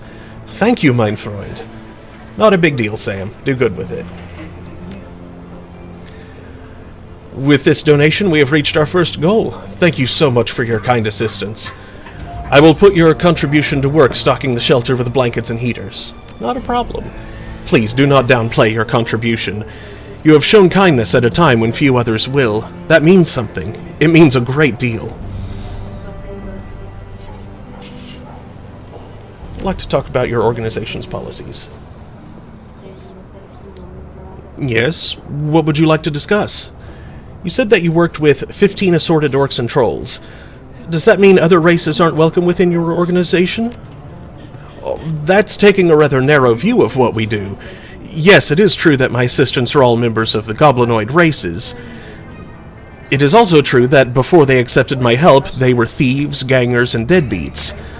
This is not because they were bad people. This is because those of us with goblinoid traits are feared, mistreated, and denied gainful employment by a society that hates us. I don't like to think about that. I like to think about the variety of food. Golden Corral. Don't think about it too hard. I don't like to think about it. I like to think about the variety of food. I hire only goblinoids because mainstream human society has created a need for me to hire only goblinoids. The orcs and trolls of the Kreutzbazaar deserve a workplace where they will be treated with dignity and respect. That being said, our services are available to all. We wouldn't turn a desperate person away, regardless of that person's metatype. Even humans, the most privileged of all races, are welcome at our door. Isn't that what's most important?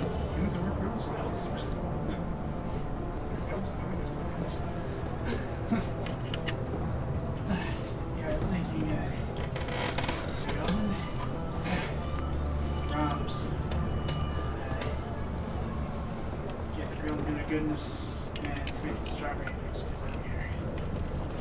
And strawberry mix later, I don't care. Wait, the cool thing was so many rounds or something. Trouble with rounds I have to get Like the list of stuff that needs to be ordered. I'm with you. If there were more places out there that did what you're doing, there'd be less need for people like me to run the shadows. He offers you a slight smile and nods. It's gratifying to hear you say it. I'm glad to have you on our side. Now, is there anything else that I can help you with? No questions.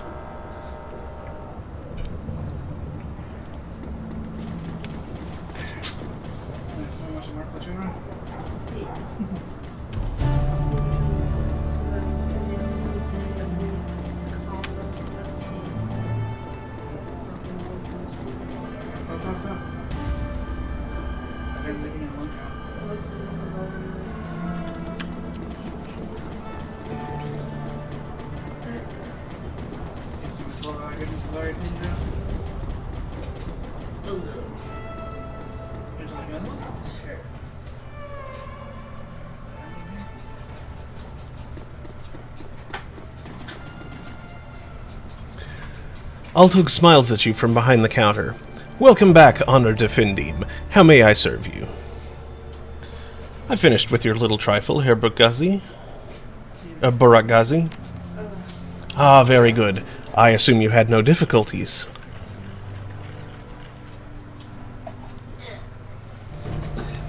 Difficulties? No. One of the tabs had been modified a bit, though. Someone was using it as a surveillance device.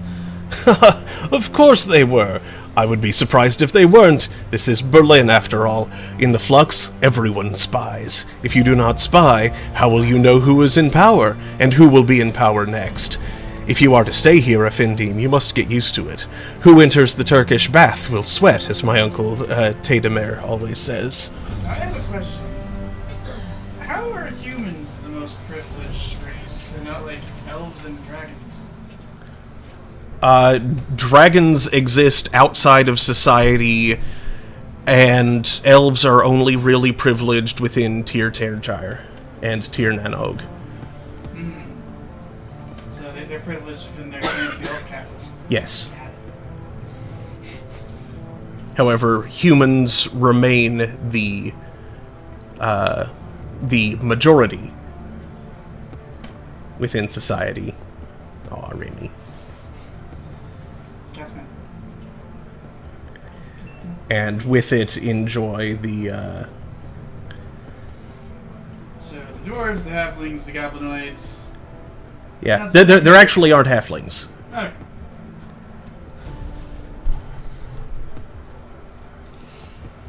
But yes, there are...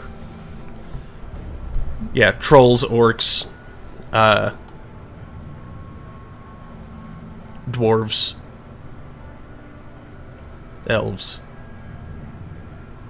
Life must be particularly difficult for the less clever goblinoids like the bugbears. There aren't bugbears. Ah. Need disappeared into extinction at some point. Well, no, they just never came back. Okay. Because recall that in Shadowrun, up until the awakening occurred, everyone was human. Then the awakening happened, and gradually people who were human turned into other things. Huh. And started having babies that were other things. I remember like everybody getting a text from the dragons apparently that said we're back. Odd way of starting out your story, but hey. We're back. A dragon story. That movie sucked. The game needed more. They made a video game for the SNES. It was god awful. I believe it. I need more drink. I'll be right back.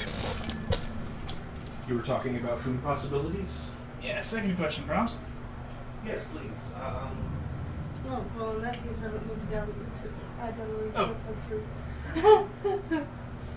It was making you download something? It's an app, and I deleted the app. So yeah, when you Oh. uninstall an app, you have to reinstall it. So I reinstalled it because I thought we were talking about any stuff that she didn't have to go get. So I might be a little adult. Whatever you're looking at. Grubhub. Oh, you didn't install Grubhub. Delivery. Yeah. Because I thought we were talking about stuff that we could get delivered. So You're right, we were doing it. Wrong. And then I got confused and it's like, Moms, I was thinking about Brown today.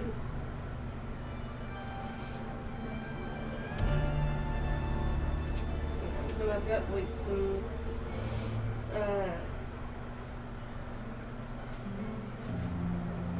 stuff in here, some perks apparently. Free delivery of Firehouse, but $7 off. Choose. Delivery from Dickinsburg. Actually, I forgot we were kind of thinking about getting 70 something. Oh, I feel like we're up. $7 off Chewy's. Or if you want to use that code that I sent you the Postmates one, and then I send you the money for it.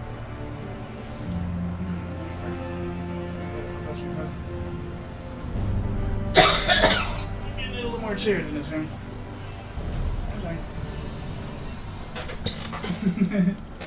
Would you like to repeat that?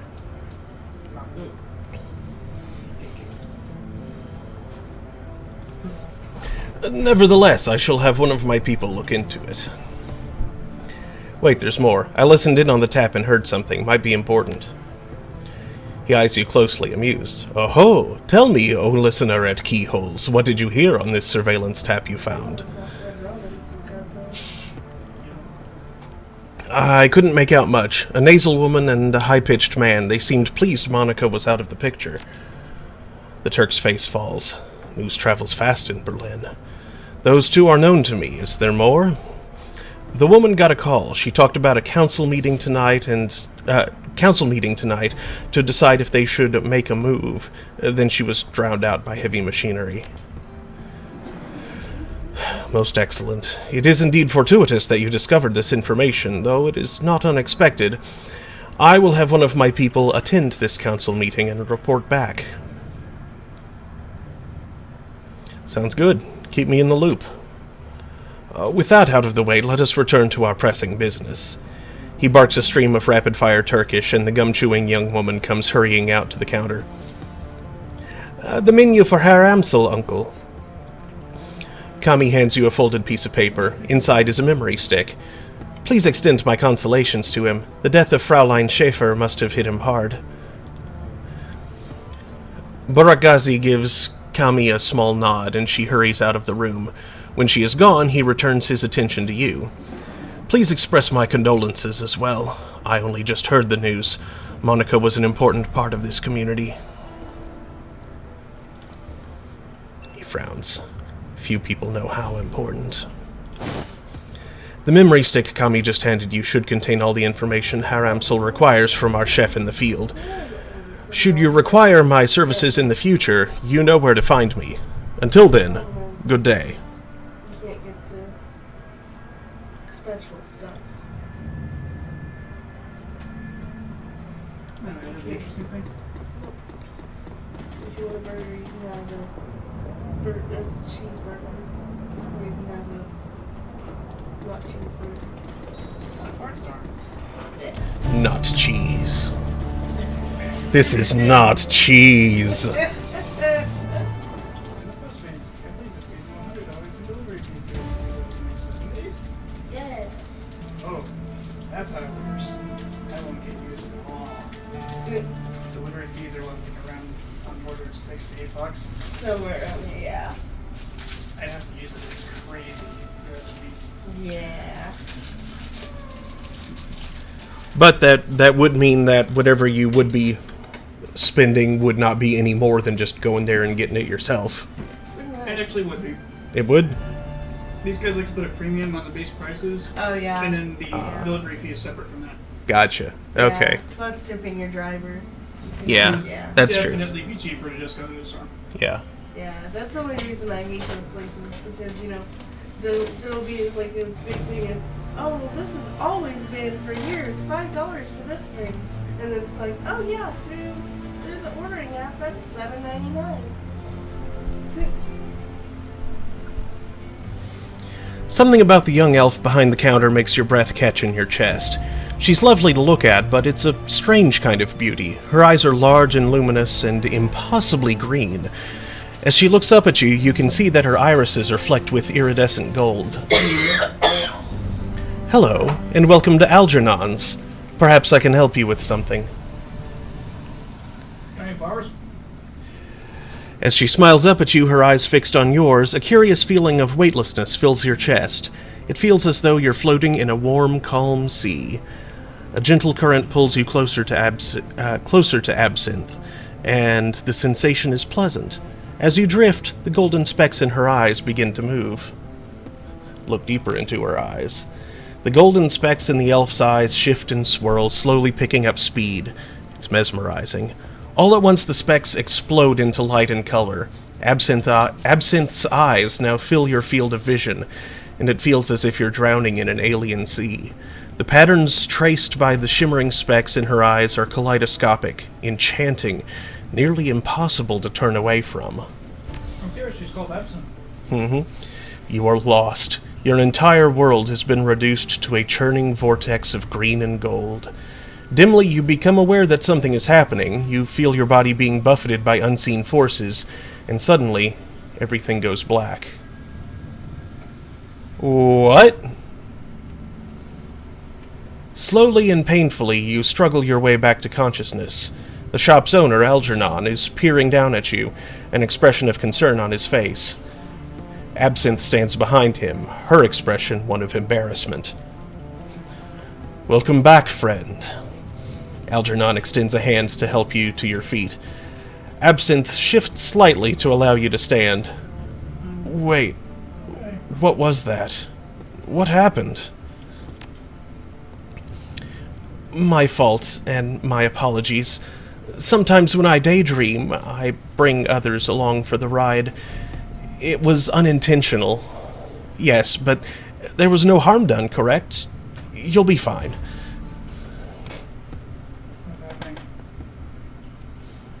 No harm done. If you'll excuse me, I'm going to go stand in the corner for a while. Algernon. Greetings, young orc. The elf's voice is smooth as silk and rich as clotted cream.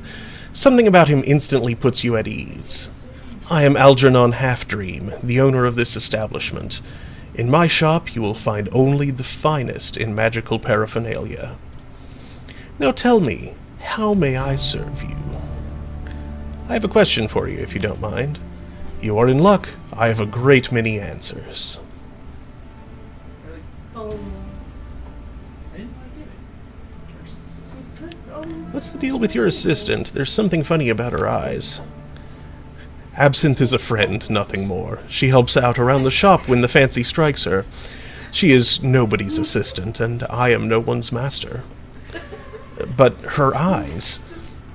He pauses for a moment, considering. I believe that they suit her personality.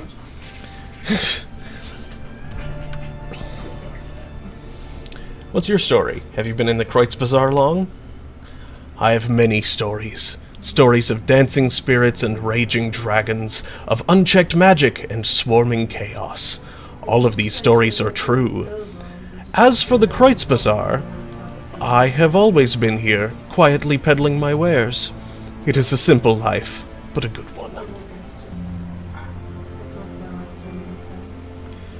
What kind of magic do you practice? Shamanic? Hermetic? Personally, the true kind. But I sell goods tailored to all traditions. In my shop, we do not discriminate. Now, is there anything else that you need to know?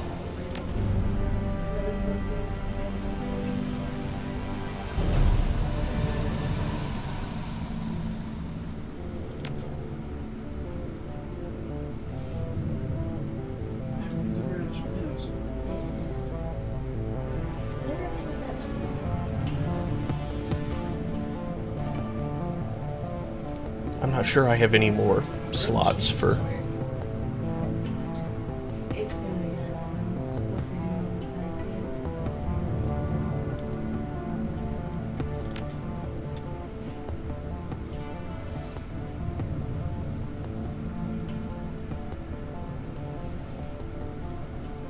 That might be good to switch into in a bit, but I don't have a ton of money.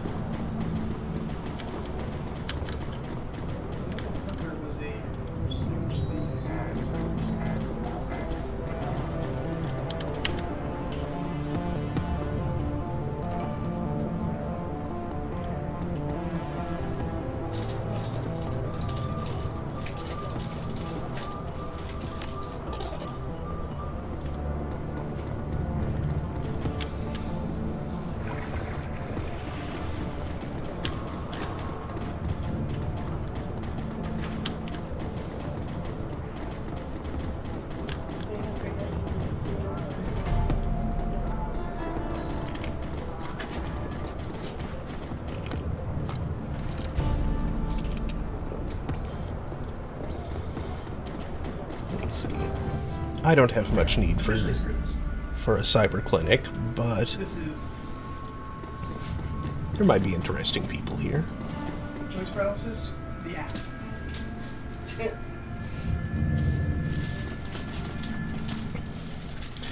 As you approach the elf, you notice that he's in mid-conversation. His lips move rapidly, and his voice comes out in a low, quiet tone. The glossy plastic shell of a high-grade comlink glints on his wrist. Step away and wait for him to finish. Okay. That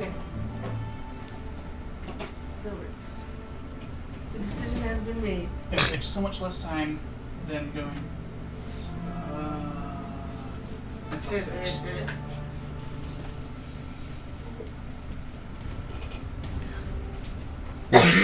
Would you get me my usual of a chicken dinder and Heat mix? heat mix? Yes. Large? Yes. Okay. Thank you. Make a good chicken sandwich with small strawberry mix.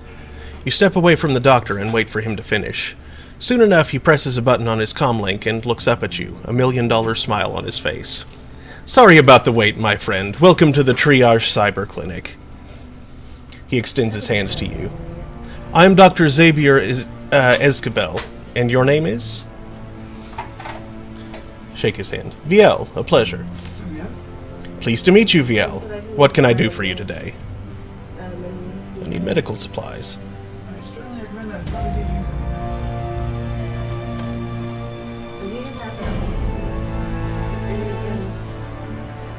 it? Not right now.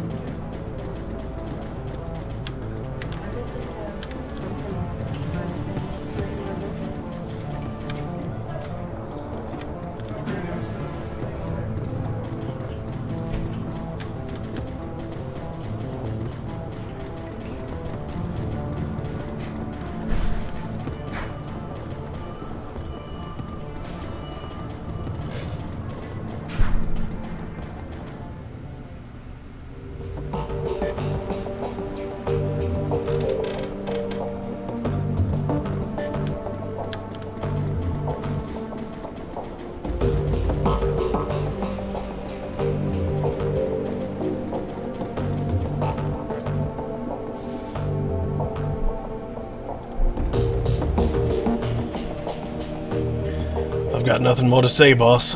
Let's just get this run taken care of. You can hit me up again later if you want to talk. This isn't the best of times. Come back later if you want to talk. Yeah, what do you need?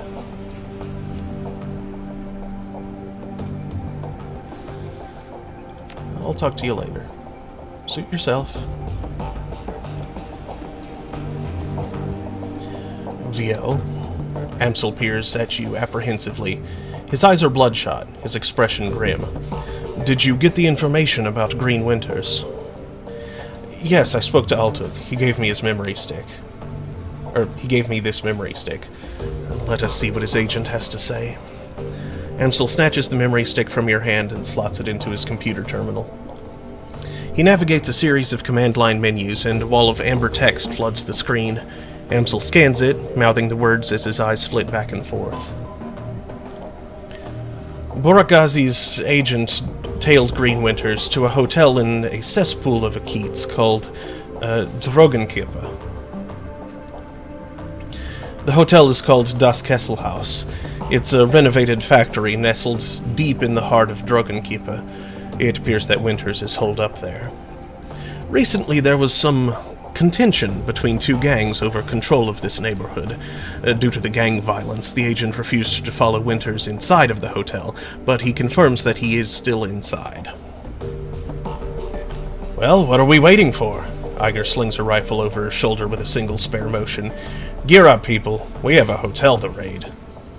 Glory and Dietrich pause, exchange looks with Paul. Just a moment, Iger. Amsel rises from his chair, drawing himself to full height. Even so, he has to crane his neck to look her in the eye. You're an excellent soldier, and nobody questions your competence in the field. Your loyalty to this team is equally commendable. That said, we believe that VL is the right choice to lead the team. There is a long pause before Iger speaks. When she does, her voice comes out dull and flat. What? Don't mistake this decision for a reprimand. Monica considered your contributions to the team to be invaluable. But we all know that she wasn't comfortable putting a soldier in charge. Iger speaks through clenched teeth. Her words are measured, but her expression is livid. This is unbelievable. You want to put the rookie in charge again. Don't you people learn from your mistakes? VL is the reason we're still alive, Iger. He kept us together. He let us out of there in one piece. Making him your golden boy. She sounds tired, resigned, but above all, disappointed. This is more of your flux state idiocy at work, isn't it? Dietrich reaches out, puts his hand on her shoulder. It's what Monica believed in. Iger's voice tightens. For a moment her control slips, and her face contorts in grief. Yeah, and look where that got her! She straightens to her full height. Let me give you a piece of advice. In the field, only two things matter, the mission and survival. Everything else is a distraction. Your ridiculous politics have no place on a Shadowrun. Dietrich manages a smile. What can I say? We're German. We have a history of strong political views. Iger sighs. The tone of resignation returns to her voice. Screw it. Let's put an end to this. I've got the skill and experience to lead this team. VL, on the other hand, was appointed by Monica as a joke. If you'd rather he take the lead, I'll abide by that, but I want to hear each of you say it.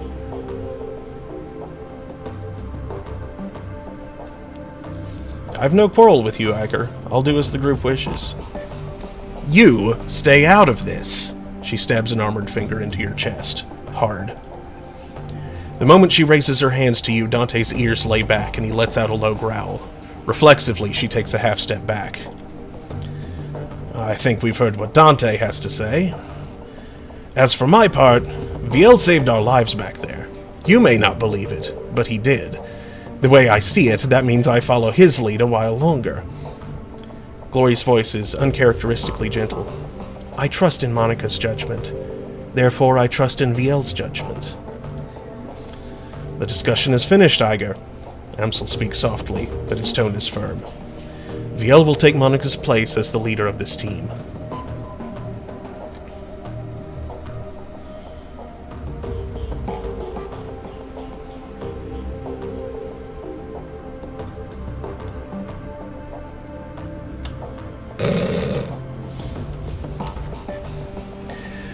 We're in over our heads, but whatever we stumbled into tonight, I'll see us through it. Gloria and Dietrich nod in agreement. Dante nudges your leg with his head. All right, fine. She shakes her head in exasperation. Her voice is heavy with defeat. Looks like the rookie's in charge. Again.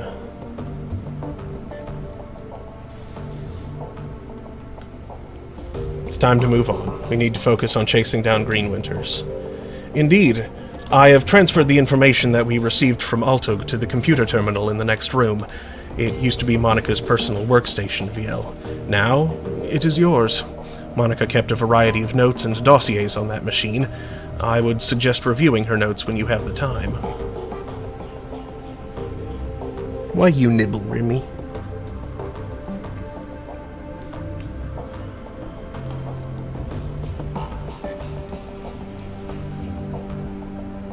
Sweet Remy.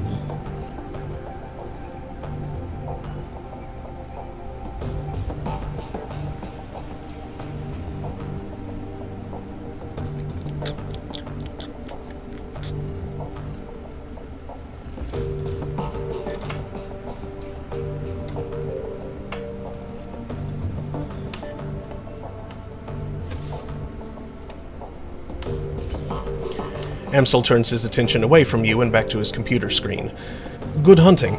I will eagerly await your return. I wouldn't suggest driving to Drogenkippe. The roads aren't safe.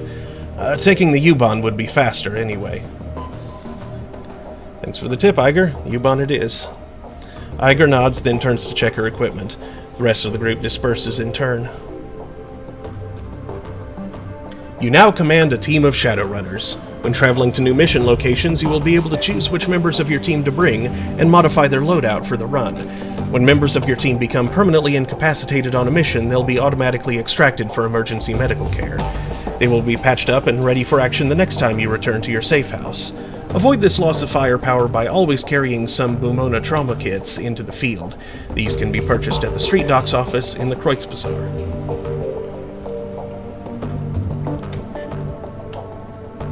Remy. Meow. Remy.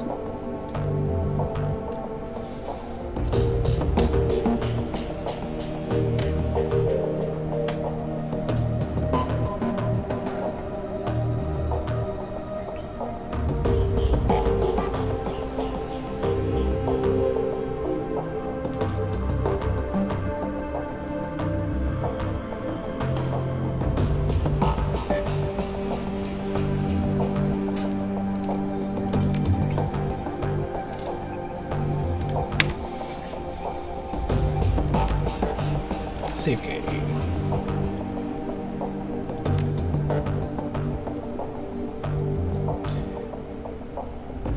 And in case something happens,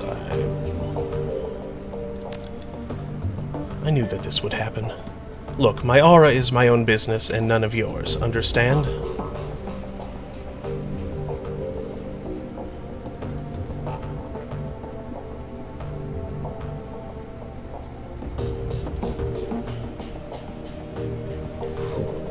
Agreed, but the thing I saw was tied to your aura. But the thing I saw that was tied to your aura is as much my business as it is yours. It saw me, Glory. It's Vergigorm. It saw you? That's what you're worried about? You'll be fine. Want to know a secret? It's been watching you for your entire life. You just never knew that it was watching until now. Some of us have bigger problems. For some of us, it takes a more direct interest. But I fixed that problem years ago. She gestures down at the vintage chrome that riddles her small body. The interest is still there, but I can't do anything about it anymore. Not unless I let it. So drop it, okay? She pauses for a moment, and the hard expression on her face softens. Look, I understand that you're trying to help me, and I appreciate it, but I'm not ready to talk about this yet. Maybe when we know one another a little better, okay? Until then, just give me my space. Sure thing, Glory.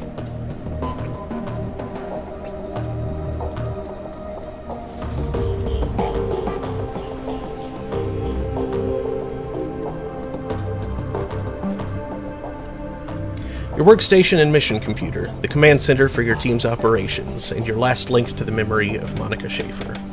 Her thoughts and words live on in the machine. At times, it's easy to forget that she's gone. Meow.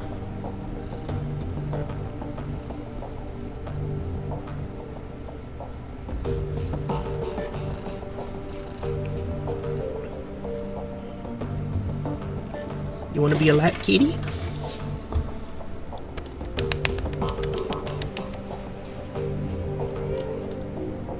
Meow.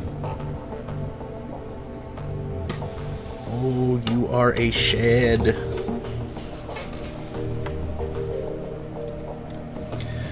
The cool blue tones of the workstation's main menu fill the screen. A blinking message in the upper right corner notifies you that you have 0 unread messages.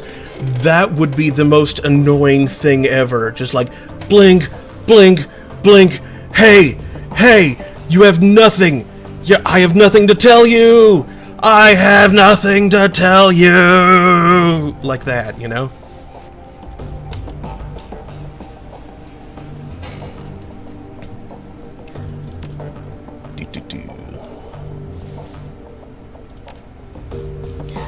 The image of Monica appears on the screen.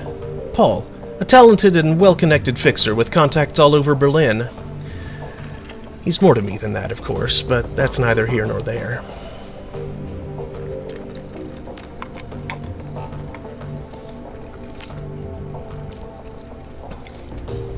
Dietrich, one of my dearest friends and a shaman of tremendous power, a good man to have at your side in a fight. I tend to use Dietrich in a support role. His magic can dramatically bolster the combat effectiveness of a frontline fighter like Iger or Glory, but when the chips are down, he's more than capable of dishing out punishment on his own. Can't think of much else to say about Dietrich, just a good, reliable guy. He's getting a little long in the tooth for a Shadowrunner. I'm not sure how many more years he has ahead of him in this game, but I'll be happy to run with him for as long as he's able. We'll see, I suppose.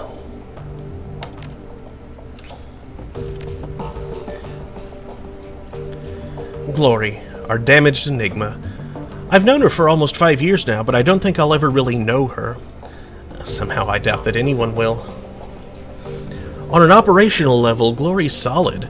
That chrome of hers may be old, but it gets the job done. I've seen her take a troll apart with her hand razors, and when her adrenal pump is running, she moves faster than anyone I've ever seen. On top of all that, Glory's a competent field medic.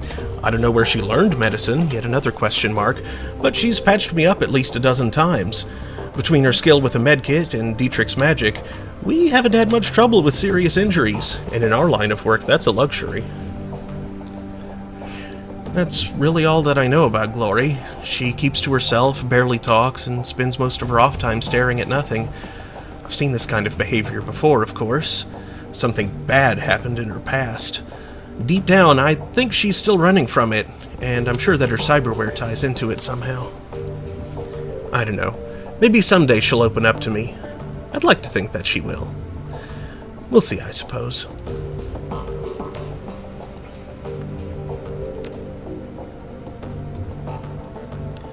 Iger.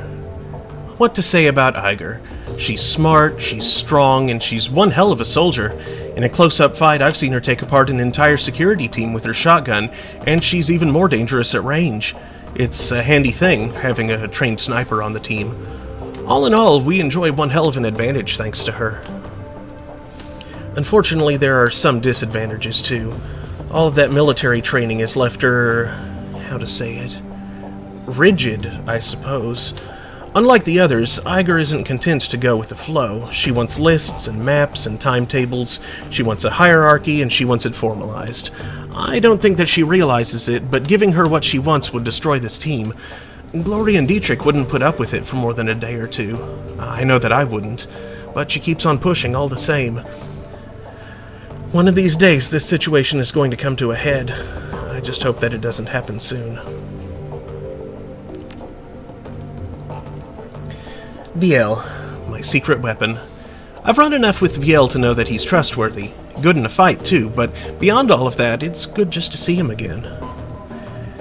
There aren't many people left from the old days. Far too few. And Viel, well, he was always the best of them. God, that was sappy. Mental note, re-record this before Viel gets a chance to see it. At any rate, if anything happens to me, it's good to know that he'll be on hand to fill my shoes. It's not what Iger would want, but it is what would be best for the team.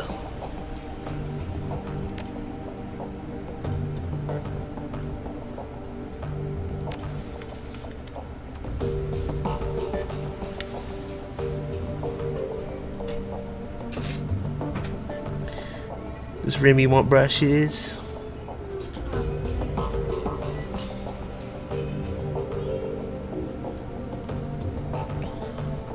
Welcome to Shadowland.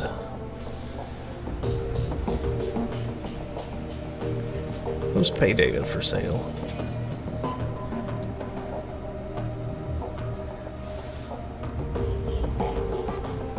Attach data to escrow account. Data will be automatically sold to the highest bidder. Both parties will remain anonymous throughout transaction. Posting will remain active for 2 days.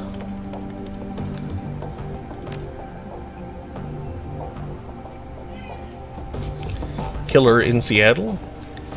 Anyone else reading about this? City's got a Lone Star contract and they can't catch the guy. This Emerald City Ripper has been on a spree and so far no one has a clue. Pathetic. If something like that happened on my block, some vigilantes would have tracked him down and stopped him. Shows how good state payroll cops are. Maelstrom. Who says it's a he? They don't have any leads. Tolstoy. Ha! I'll be in Seattle next week. Forward any info you have about this Ripper, and I'll see about taking him out for a date with my Walther MA 2100. I'm sure Lone Star will have a fat reward waiting for whoever blasts this goon. Pro shot. Who is Blutz? I think that's the name. I'm still recovering the logs. This hot dogger just trashed my Lantrid hosting server. Sounds like some kid pissed over his cartoons getting cancelled. Left a bunch of garbage files all over my disks, and I'll be cleaning them up all day. They should make you pass a dumbass test before you're allowed to deck in this town. Lumens. Lots of people would pass a dumbass test. Step up your security. Write some white IC programs if you can. At least make the kid's hair stand on end for a few hours next time he tries it. Tolstoy. Just make sure that your IC is quick. Heavy-hitting IC is no good if it can't catch up with an intruder. A fact that I take advantage of on a regular basis. Clockwork. Always running, ACW? Smiling Bandit. Like clockwork. If you two are finished, I did have IC on the thing. Tracked the hole down. Grocery store across the street was piggybacking on my LAN and they left an unsecured jack point in a bathroom stall. Old as hell maintenance jack in a fuse box and my security ignored it. Mystery solved. Shadowland isn't your personal tech support board, Lubens. Glad to see you fixed your own problem. Only way you're going to learn. Maelstrom.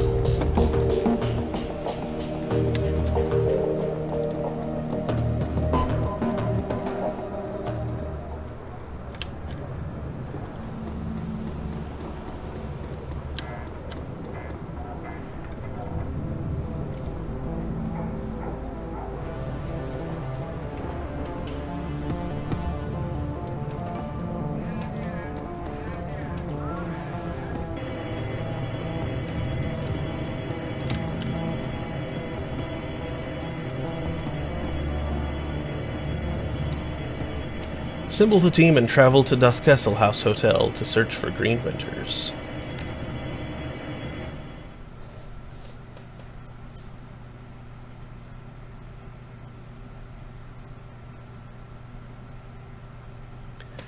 Das Kesselhaus Hotel and Nightclub, crown jewel of Drogenkippe, the filthiest keets in Berlin. Opening the door to the ground-level dance club is like bashing your head into a wall of sound. Flashing lights stab your eyes, and the air is perfumed with cheap synthahol and engine grease. Everything in here is cranked up to 11, a playground for the numb. Green Winters is somewhere in this building. You steel yourself for the sensory assault and step inside. The team makes a quick check of their weapons and follows you into Das Kesselhaus.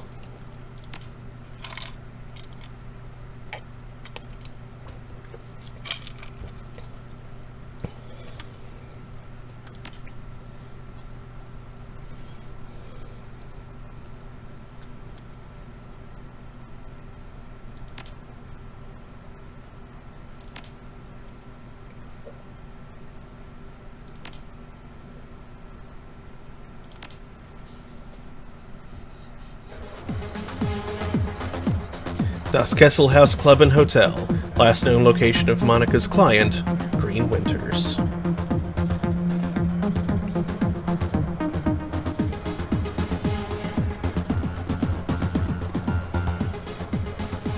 The troll working the door might be the shortest you've ever seen, and the thickest. Despite the pounding music and the writhing bodies, his face is buried in a comic book. He looks up, gives you a cursory once-over, and sighs. Welcome to Das Kesselhaus, now under new management. Again. There's no cover, just go on in and get your fix. That's Kroner at the bar over there, he'll take care of you. He buries his nose back into his comic book while tapping a meaty thumb on the black plastic slung from his belt, a high-powered stun gun. Just play nice or you'll need hair zap. Have fun. Looking for someone, maybe you know him? He keeps his nose in his comic book. I doubt it. This place is filled with interesting people just dying to meet you, so go meet him. His name's Green Winters. Know him? No. He puts down his comic book and his voice slows to a crawl. He makes a point of enunciating each word. I point people to the bar. If someone starts trouble, I give them a taste of hair zap. That's it. That's all I do.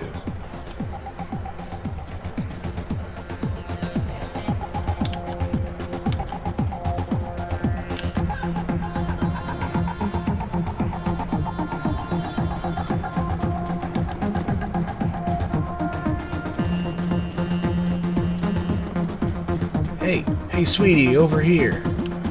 Come party with me. What's up with you?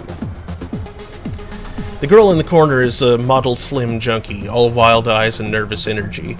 She greets you with a smile so wide as to border on the grotesque. Hey, good looking. You want to party?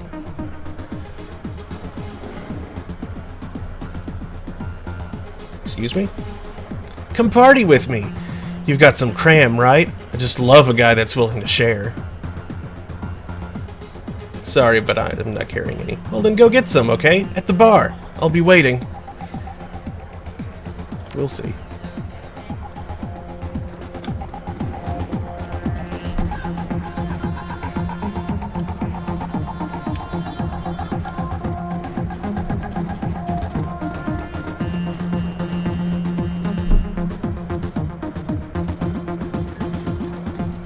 The music out here on the floor is way too loud for comfort. The scene going down at the bar is even louder. The dealer on duty stands impassively behind the bar. A desperate-looking young woman is pleading with him, apparently to little effect. Alright, Silka, I'm going to explain how this works to you one more time. I get my cash and you get your cram. No cash, no cram. Period. But I need it, Kroner! Come on! Her words come out in a desperate whine. Pale skin, sunken eyes, and a trembling lip all point to the early symptoms of withdrawal. And I have cash, I totally do! It's up in my room, but you guys won't let me up there to get it! Hotel's under new management, beautiful. You don't have a room anymore. Whatever was up there, you might as well forget about it. But that was all I had, and you know, I have to get right soon. Be right back.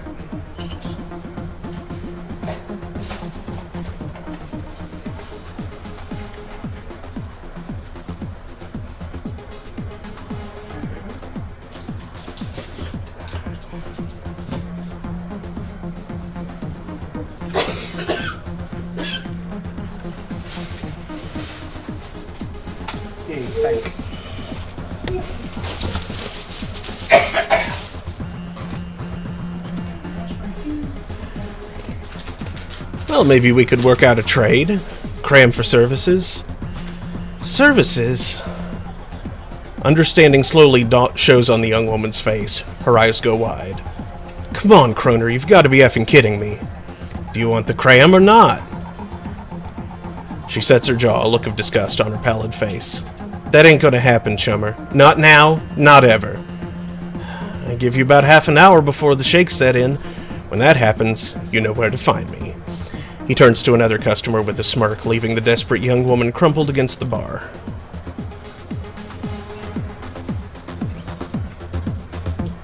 Alright, that brings us to about 5 o'clock, and I have food to eat. So, thanks for watching, folks. Excuse me. I'll be back tomorrow at about 3 p.m. Eastern, where I'll be continuing this.